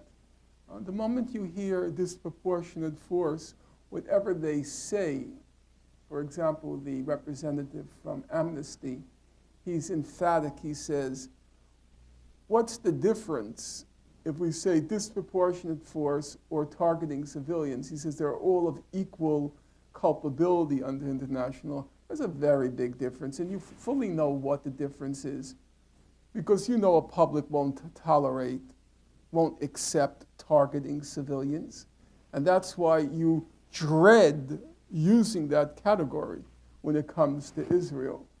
And there are cases which really, I want to just give one last example. This was from Operation Cast Lead. Human Rights Watch put out a very good report. It was called Precisely Wrong. And it was about Israel's use of drone weaponry during Operation Cast Lead. And they describe, you check yourself, I'm from the 1960s. We all wore that black button with white lettering, question authority. So I never want people to believe me. I want you to check for yourself. So go back, it's called Precisely Wrong. Karl Marx lived by the credo, de omnibus dubitandum. He was a smart little Jewish boy, he knew Latin. So, but that means the same thing, to doubt everything, to question authority, the omnibus dubitandum. So in Precisely Wrong, They're describing the drone technology. And they give an example. They say, first of all, the drone technology has very powerful cameras, high resolution, from all the way up in the air. It can tell the color of your shirt. It can tell the pattern on your scarf.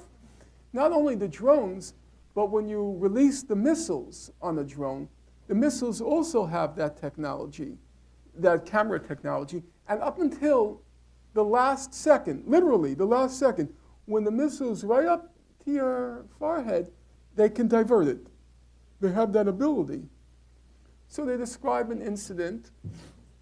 There are two kids playing on the roof in Gaza.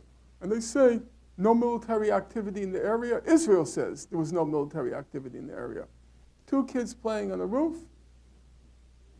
fires the drone, kills the two kids. Okay, that's pretty straightforward. What happened? So what does Human Rights Watch say? Human Rights Watch says Israel violated international law. Okay, violated international law? It's as if a driver were to run down two kids in the street and he's found guilty of violating the speed limit. No, sorry, that was not violating international law. That was murdering two kids. You know, that was targeting two kids for murder.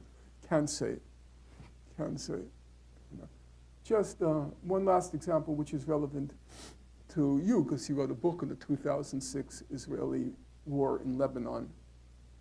So, 2006, Israel goes to war in Lebanon with the Party of God, the Hezbollah, and the war lasts 34 days, what Syed Nasrallah, the head of Hezbollah, calls the divine victory.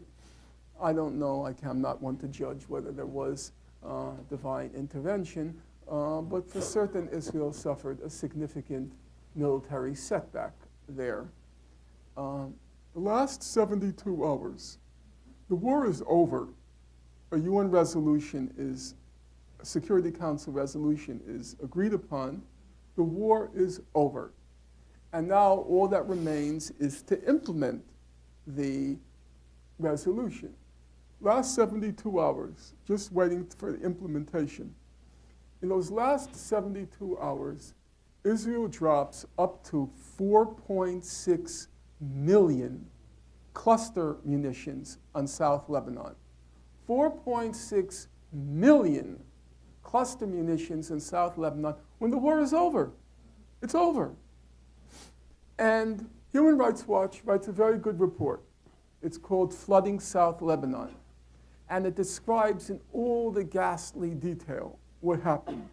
It quotes a lot of the human rights organizations, even Israeli commanders, as saying what we did in Lebanon was outrageous.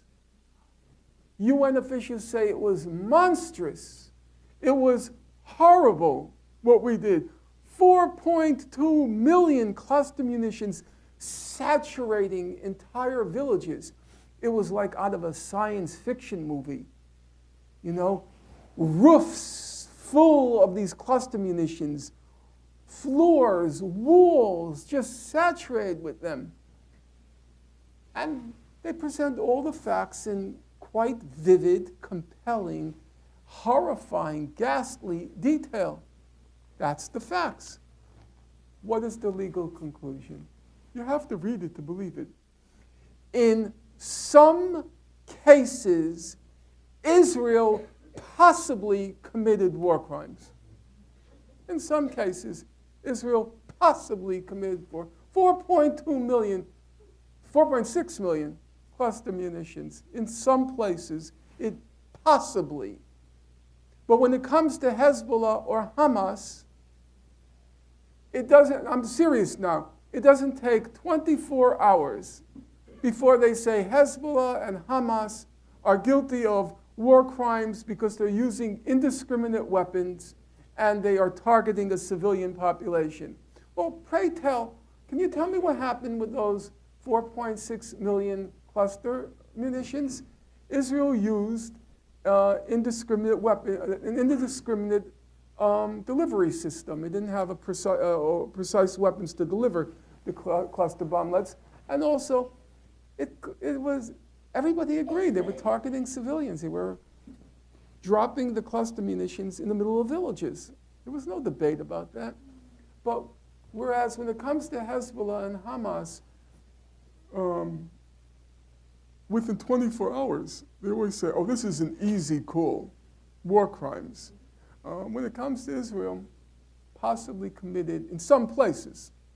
I would really be curious to know in which places it didn't. All right. I think we're going to, I think you present a detailed documentation of what you mean by punish, humiliate, and terrorize Gaza's civilian population, part and parcel of which was the infliction of massive civilian casualties. I think we should move now to engage the audience. There's one question that I would like to have one of our students raise, and she's involved with the Olive Tree Initiative, and she's also my student, Sarah LeMay. So if you could start us off.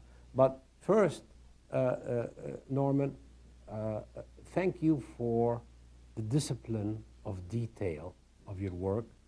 It is chilling, and I think truth must be told in unvarnished ways. All right? Thank you. Thank you so much for speaking with us today. Thank you for putting this on us in Second. When I went to the region this past summer, and when I was speaking with both Israelis and Palestinians, one of the themes that I saw come up was a lack of day-to-day interaction between Israelis and Palestinians, and a lot of people talked about this and how this sort of feeds into this fear and this fear of the other. So I was wondering what roles you see fear and isolation playing in this conflict, especially in regards to the siege and the blockade of Gaza. Mm-hmm. Well, it is true that the nature of the occupation is such that most Israelis haven't the foggiest idea what's going on among the Palestinians and couldn't care less. They just have this kind of myth which is filled with a lot of dread and fear of these people. I remember when I first went there during the first Intifada in 1988, the Israelis would say, "You went among the Palestinians?" It was so shocked that you survived. By the way, it's not unlike other cultures. You take the case of New York City. It's changed quite a bit, parts of it, but there was a time where 98% of New Yorkers, white New Yorkers, had never stepped foot in Harlem. Never stepped foot in Harlem. They just had this image of Harlem. Cab drivers would not want to drive through Harlem. Right. Right. And the irony was, every European who came to New York, they all wanted to live in Harlem. And they all ended up in Harlem because they hadn't been so brainwashed. New Yorkers, white New Yorkers, were terrified. Unfortunately, now Harlem is becoming all white, so it's changed. But we were terrified. It was the same thing with Israelis. So it is true, the fact that distance, the geographic separation, it does nurture kinds of irrational fears. But with all due respect to your work, I don't think that's the heart of the problem. You know, in the South, blacks and whites, they interacted on a daily basis. They saw each other walking in the streets and so forth. Did that make white people in the South any more willing to desegregate? When the moment of truth came during the Civil Rights Movement, it was extremely ugly and vicious how the white population reacted, notwithstanding the fact that at many levels there was interaction between them. Yes, there was at many levels there was also segregation, but there was also interaction. I don't think the I personally, and I know this might sound a little bit insensitive, but I really don't give a darn about Israeli fears. I really don't, you know. When it comes to the Nazi Holocaust, well, many Germans were. It was a totalitarian state. By the time World War II rolls around, and by the time they're starting to lose, a lot of the German people, they really did believe it was this Judeo-Bolshevik conspiracy that was responsible for their defeat, and not just responsible for their defeat. Remember, there are German soldiers who are dying on the front. It's the Russian winter. They can't get food to them. And the Germans really internalized this Judeo-Bolshevik conspiracy, that the whole responsibility was not Germany, but Germany was a victim of these Jews and Bolsheviks who want to destroy Germany. Do people feel sympathy for the Germans because of that?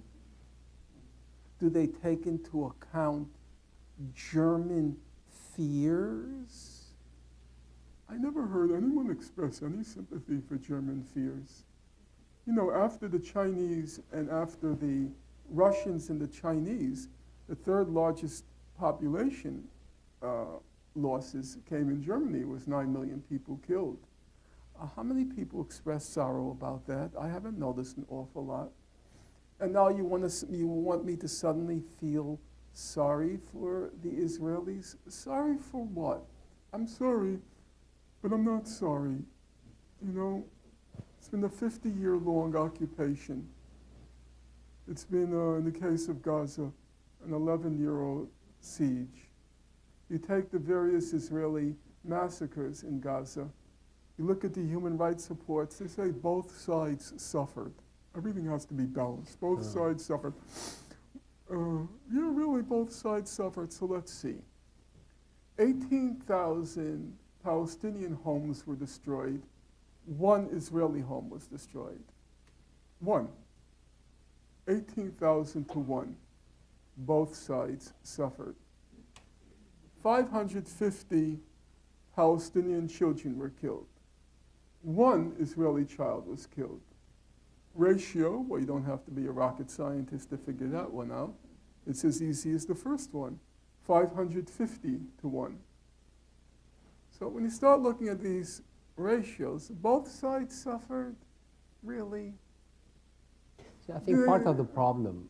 I refuse but I want to be sympathetic. I'm not going to be sympathetic. It's not the issue of sympathetic. I think part of the problem is that we tend to express our understanding about issues, especially if you are educated in the US, through the prism of symmetry, right? So we look at conflict, we say, well, there are 2 sides, you know, so let's get the 2 sides. What does that mean? Why are there only 2 sides? Why are there not 10?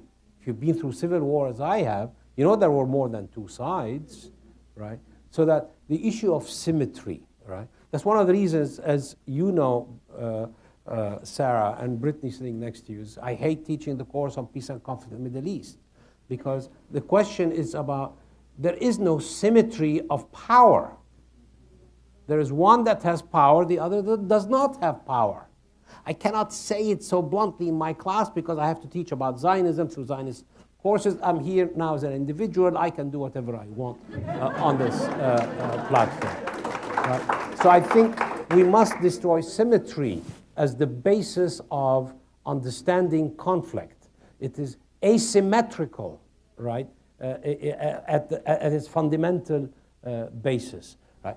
And then add to fear something else. I mean, you want to understand fear? Go read all the work that was done by the only psychiatrist in Gaza during the first Intifada, Iyad Sarraj, and see the fear of Palestinian children in Gaza, whom I visited in their respective clinics. He passed away about a year and a half ago from cancer, a very dear friend of mine, right? And then we have writings within the peace community about Palestinian and Israeli children suffered. Well, 550 to 1 is not exact, that goes back to the symmetry. No, there are different contexts. And I think we must insist at least for truth's sake, to identify that asymmetrical warfare is where one has the power and the other is powerless. Right? Let's take a second question. This gentleman had a question there, and then I'll come to you, sir. Could you get the microphone to him? And then, okay, then here, and then I'll come to you. Dr. Finkelstein, Hold on. Get this, because we're taping it. So Dr. Finkelstein, you're a great writer. We're going to have to agree to disagree there.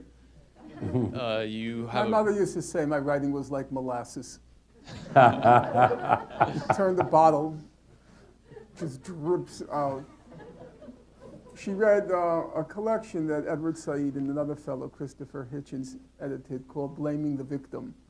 Came out in 1988. Yeah. And she was a voracious reader. She said, I read the book twice, and each time I skipped your chapter. It was so boring. By the way, that chapter was fascinating. I remember, this is pre-internet. There was a book that came out titled From Time Immemorial by Joan Peters. Of course, now Joan Peters had never written anything before and never wrote anything subsequent to that. And she claimed that Palestinians don't exist, right? And she gave some demographic data, and he did the most meticulous sleuthing and academic deconstruction to essentially prove that the book was a hoax and was probably written by committee, right? So anyway, that chapter, it's tough to read, but it is a chapter that is indispensable in that blaming the victims that my friend Edward Said and Christopher Hitchens, he used to be a friend and then he became a neocon. Yes. I highly recommend you don't read it. Go ahead. Yeah. So you definitely have a mastery of the details, and you have the ability to kind of pull at people's heartstrings while still, relying on attributable facts. So I'm definitely a fan there. I think your delivery is really important, which is why, even though I second your appreciation for Dr. Chomsky, I prefer your takedown of Alan Dershowitz. So that's definitely one of your greatest hits, if you ask me. Which is why I hold you to a really high standard. So I'm going to have to object to your reference to the Hamas terrorists in those 2 times that you mentioned it earlier. I think it's dehumanizing, and if you were to, and I'm going to give you the benefit of the doubt, if anybody deserves it, it's you. I think you were trying to attribute it to Israeli jargon. Yeah, I think the Hamas actions. Yeah. He was mocking the Yeah, idea. no, under international law, I go through the law pretty carefully, and I think I make a convincing case, though there's areas where judgment enters the picture. Under international law, in my opinion, not my opinion, under international law, people living under occupation or alien domination and struggling for self-determination have the right to use armed force in order to achieve their self-determination or in order to end alien domination. So the law is very clear. The law is Hamas or the people of Gaza have the right to use armed force in order to end the occupation and the denial of their self-determination. And the law is equally clear that an occupying power or a power denying self-determination does not have the right to use force. So the onus of the legal onus falls on Israel for using violent force in order to repress Palestinian self-determination and to preserve its domination. The onus does not fall on Hamas. The only question that arises is the question of their use of what's called indiscriminate weapons. That's a more technical discussion. I go into it in some detail. I don't have argument, or whatever one thinks of Hamas, and that's what I'm here to discuss. Whatever one thinks about Hamas, the problem is not, in my opinion, a legal problem or a moral problem. They have the right to use armed force. I don't find that there's anything morally problematic about that or legally problematic. The problem is a question of political prudence, which is to say, can it work? Can armed force achieve the objectives that Hamas has set out for itself? And there I think the record is pretty clear. From beginning, Operation Cast Lead in 2008-9, then Operation Pillar of Defense in November 2012, and then Operation Protective Edge in 2014, each time Hamas set out one objective, and the objective was the same all 3 times. The objective was to end the blockade, to end the siege.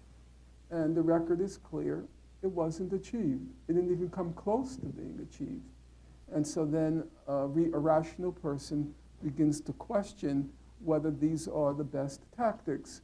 I think that Hamas is fixated, obsessed with the notion of armed resistance and armed struggle as being the only option. I think the people of Gaza have other options which haven't been tested. I think if they're tested, there's no certainty, but there certainly is a reasonable possibility that they will succeed.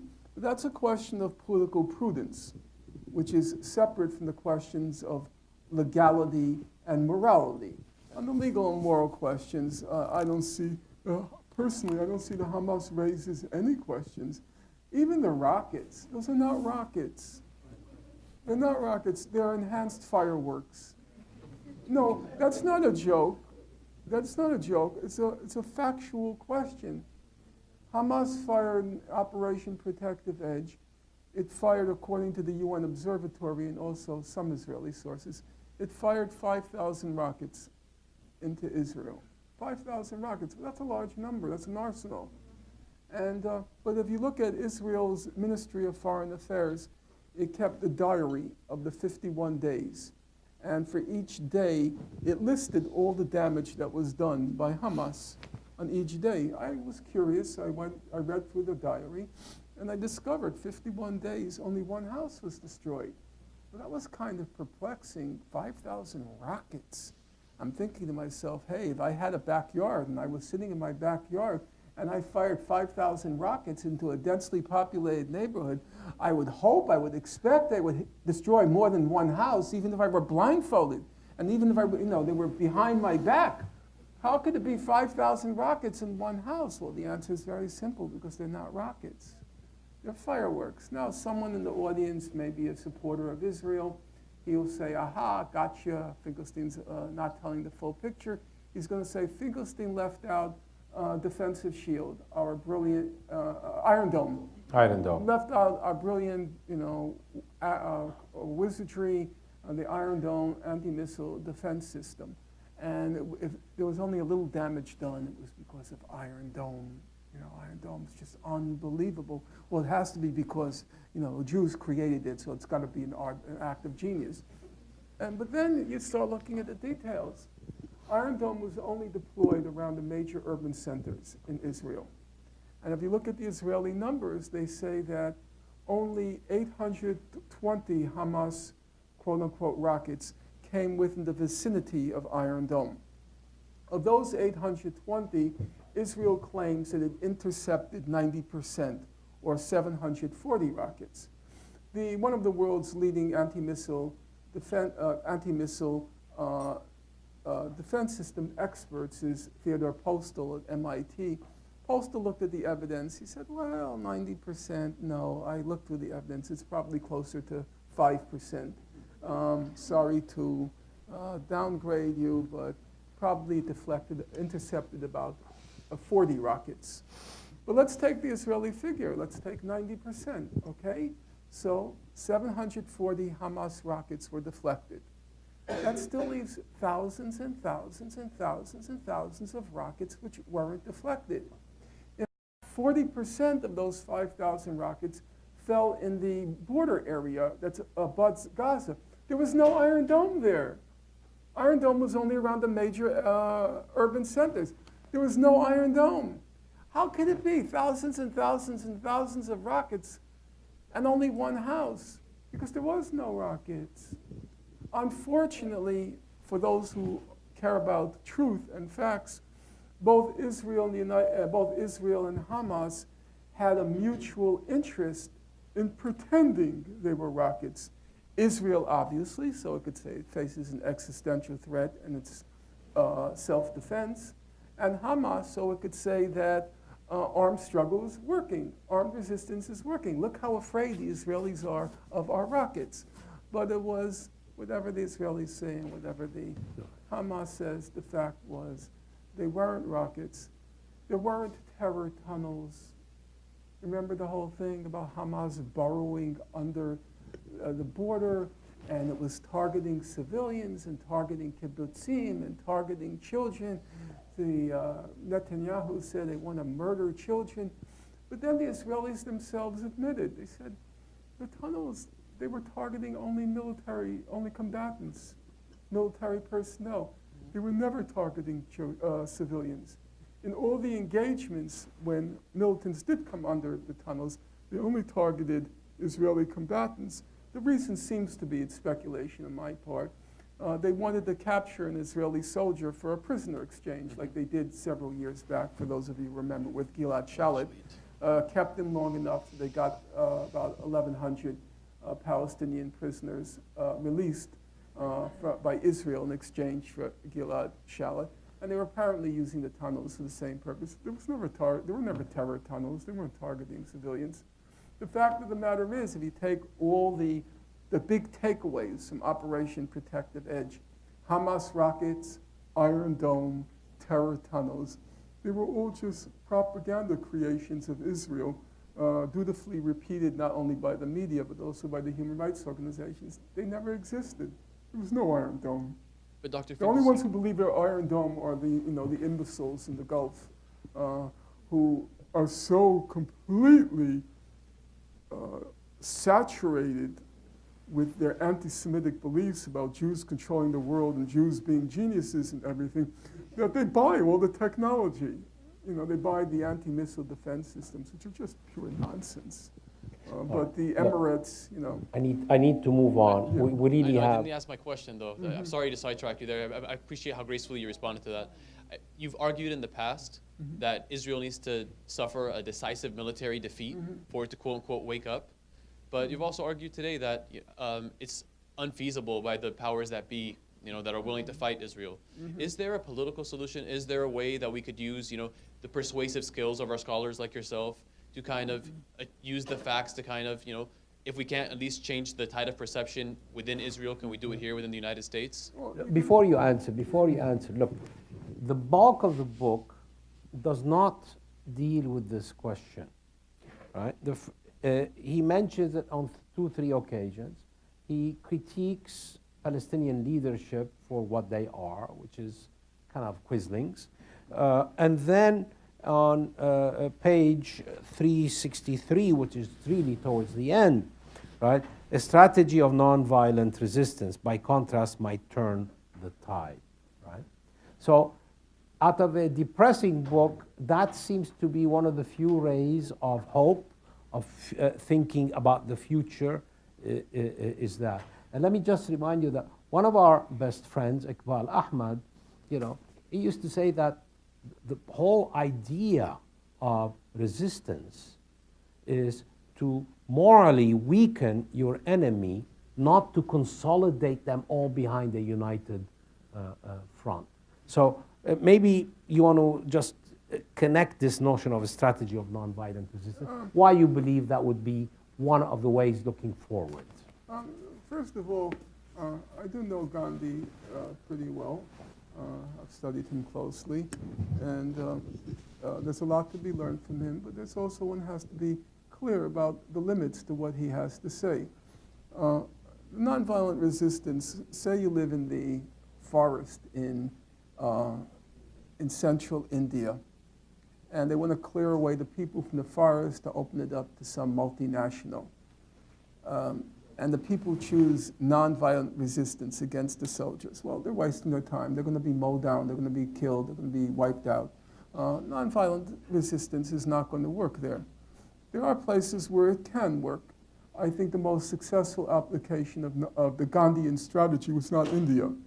The most successful application of nonviolent resistance, the most, I think, brilliant, creative, and actually awe-inspiring application of it was in the desegregation of the American South.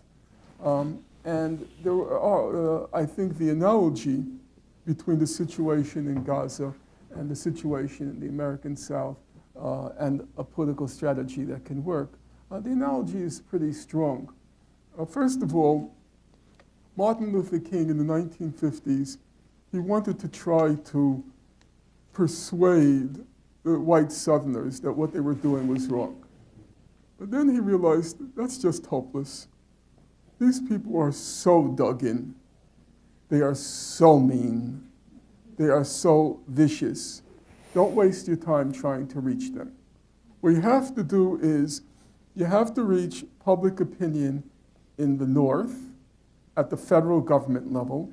You have to embarrass them and shame them into doing something.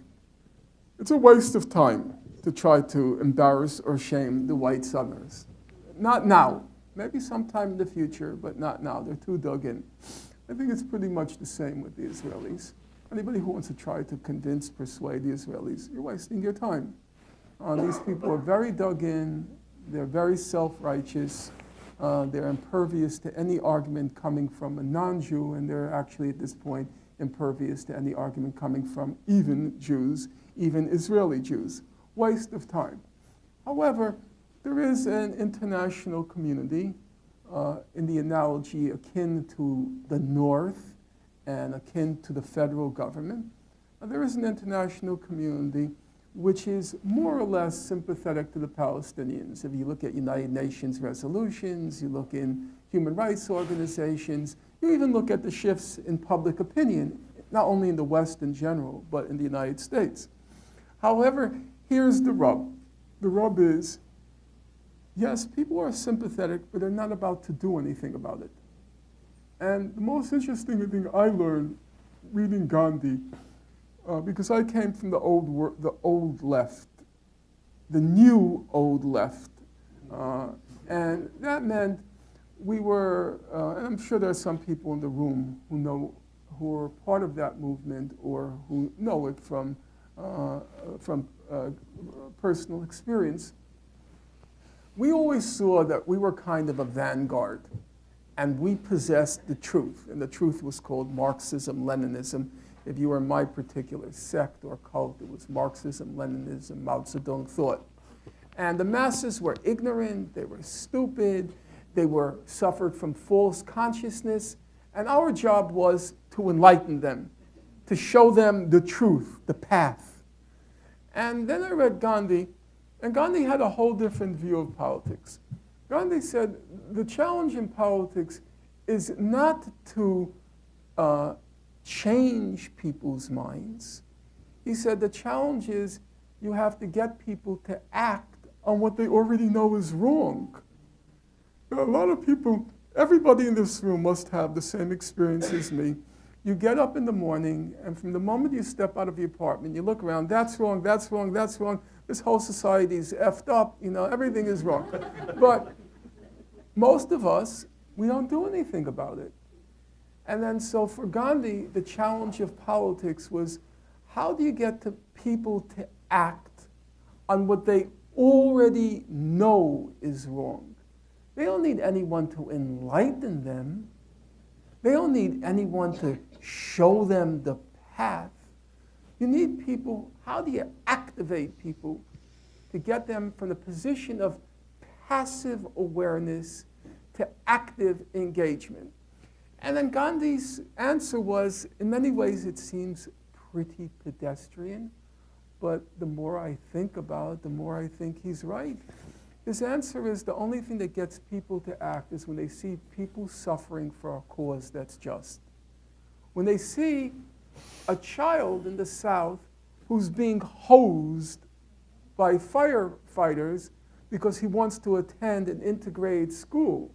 When they see kids at a lunch counter getting their heads beaten in because they want to be able to be served at the lunch counter.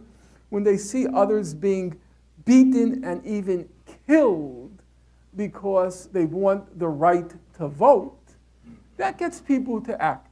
For those of you who have memories that reach back to the civil rights movement, you will recall those were the images that literally galvanized our country, that this was simply unacceptable, the way the South in its various departments, the way it was carrying on.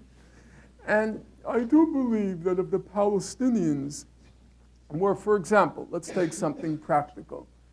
If they were to march en masse, now remember, the turning points in our civil rights movement in our country were with kids.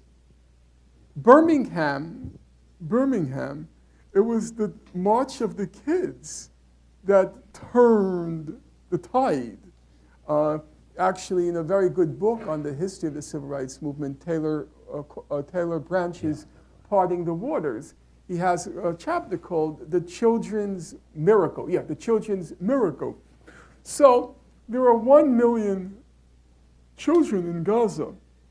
If the 1 million children in Gaza marched at the head of a demonstration and they held up signs saying, well, Amnesty says the blockade is a flagrant violation of international law. It's a form of collective punishment. Even the god-awful UN human rights report on Gaza, it did say that the blockade of Gaza, the siege of Gaza, has to be lifted immediately and unconditionally. If they held up signs like that, if they organized us, their supporters here, and their demands are unimpeachable at a moral level and at a legal level, 97% of the water here is poisonous, and they marched on the checkpoints, I think Israel would have a very tough time, just like our white Southerners had a very tough time. Now, I'm not naive. Will they kill kids? Of course they'll kill kids. This is Israel. Of course they're going to target kids. But the question then becomes not whether they're going to kill kids, and I'm not going to deny it, and I'm not going to diminish it.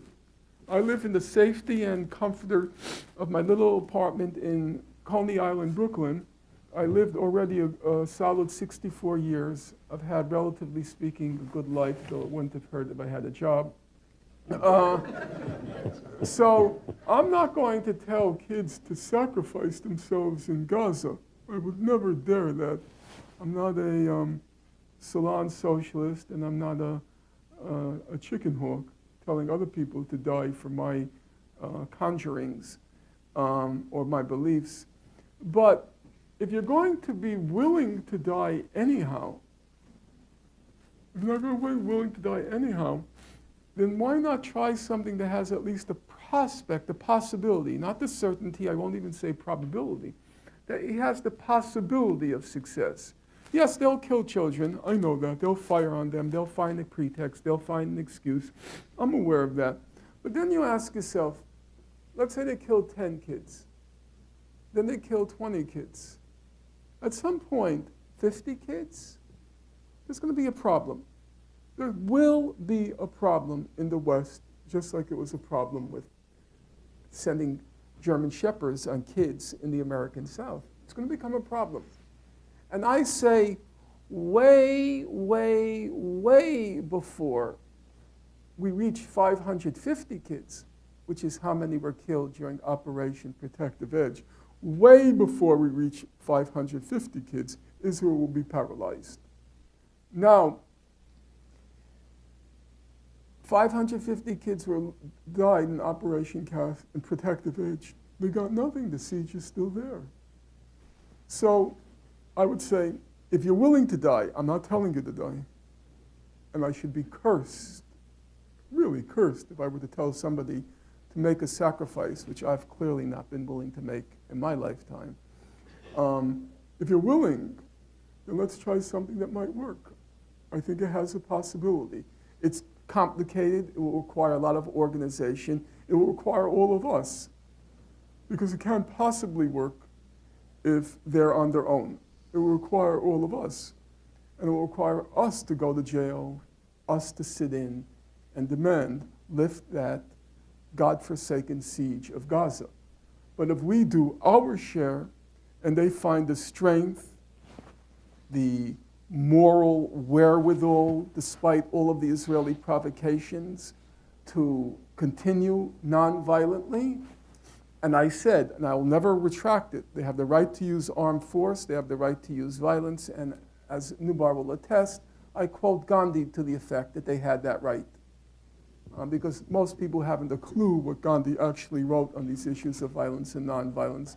Gandhi was very, very clear that when you're up against an adversary that's so unequal in strength, he says, look, if a woman is being raped and the rapist, as he's imposing himself on her, she starts to scratch him and pummel him and beat him, Gandhi says, I don't consider that violence.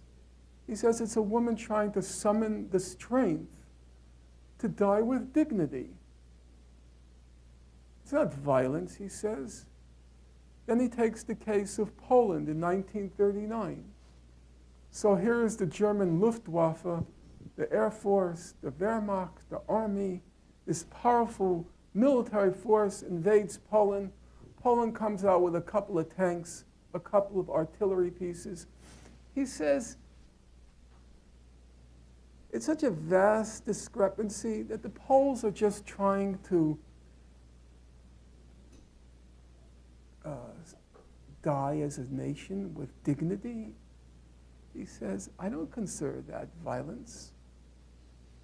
And when Hamas fires a few bottle rockets, as Foreign Affairs put it, bottle rockets or enhanced fireworks, that's no different than what the Polish did in 1939 against the German army. And it's not violence. It's purely symbolic what the Hamas does. So I'm not talking here about whether they have the right to use force, even if it were real force. Of course they had the right to do it. Are Gazans obliged to sit there and watch their children be poisoned to death? Do they have some sort of moral obligation to let their children be poisoned? No. So they have the right, but I don't think it can work. And I think a strategy of Gandhian nonviolence has real possibilities, precisely because Palestine has the rare fact of being constantly in the eye of the Western media. So things that powers can get away with in the darkness of a forest, they can't do with Palestine. Israel can't do. And I do believe if they try that strategy, I don't say with certainty, but I think it has real possibilities. Norm, thank you. I can't take any more questions. We're well beyond 9:30. We have to get out. No, we have to have one And then- woman. Hold on. One woman, or Okay. you're going to lose your Well, job. we had you're going to Sarah. lose your job. Sarah was the first. Oh, you're right. You're right. I forgot. I'm sorry. I really need to bring it formally. You can ask him on one-on-one, but you also want to take the time if you want him to sign the book for you. Thank you, Norman, for visiting Chapman, and please, thank you.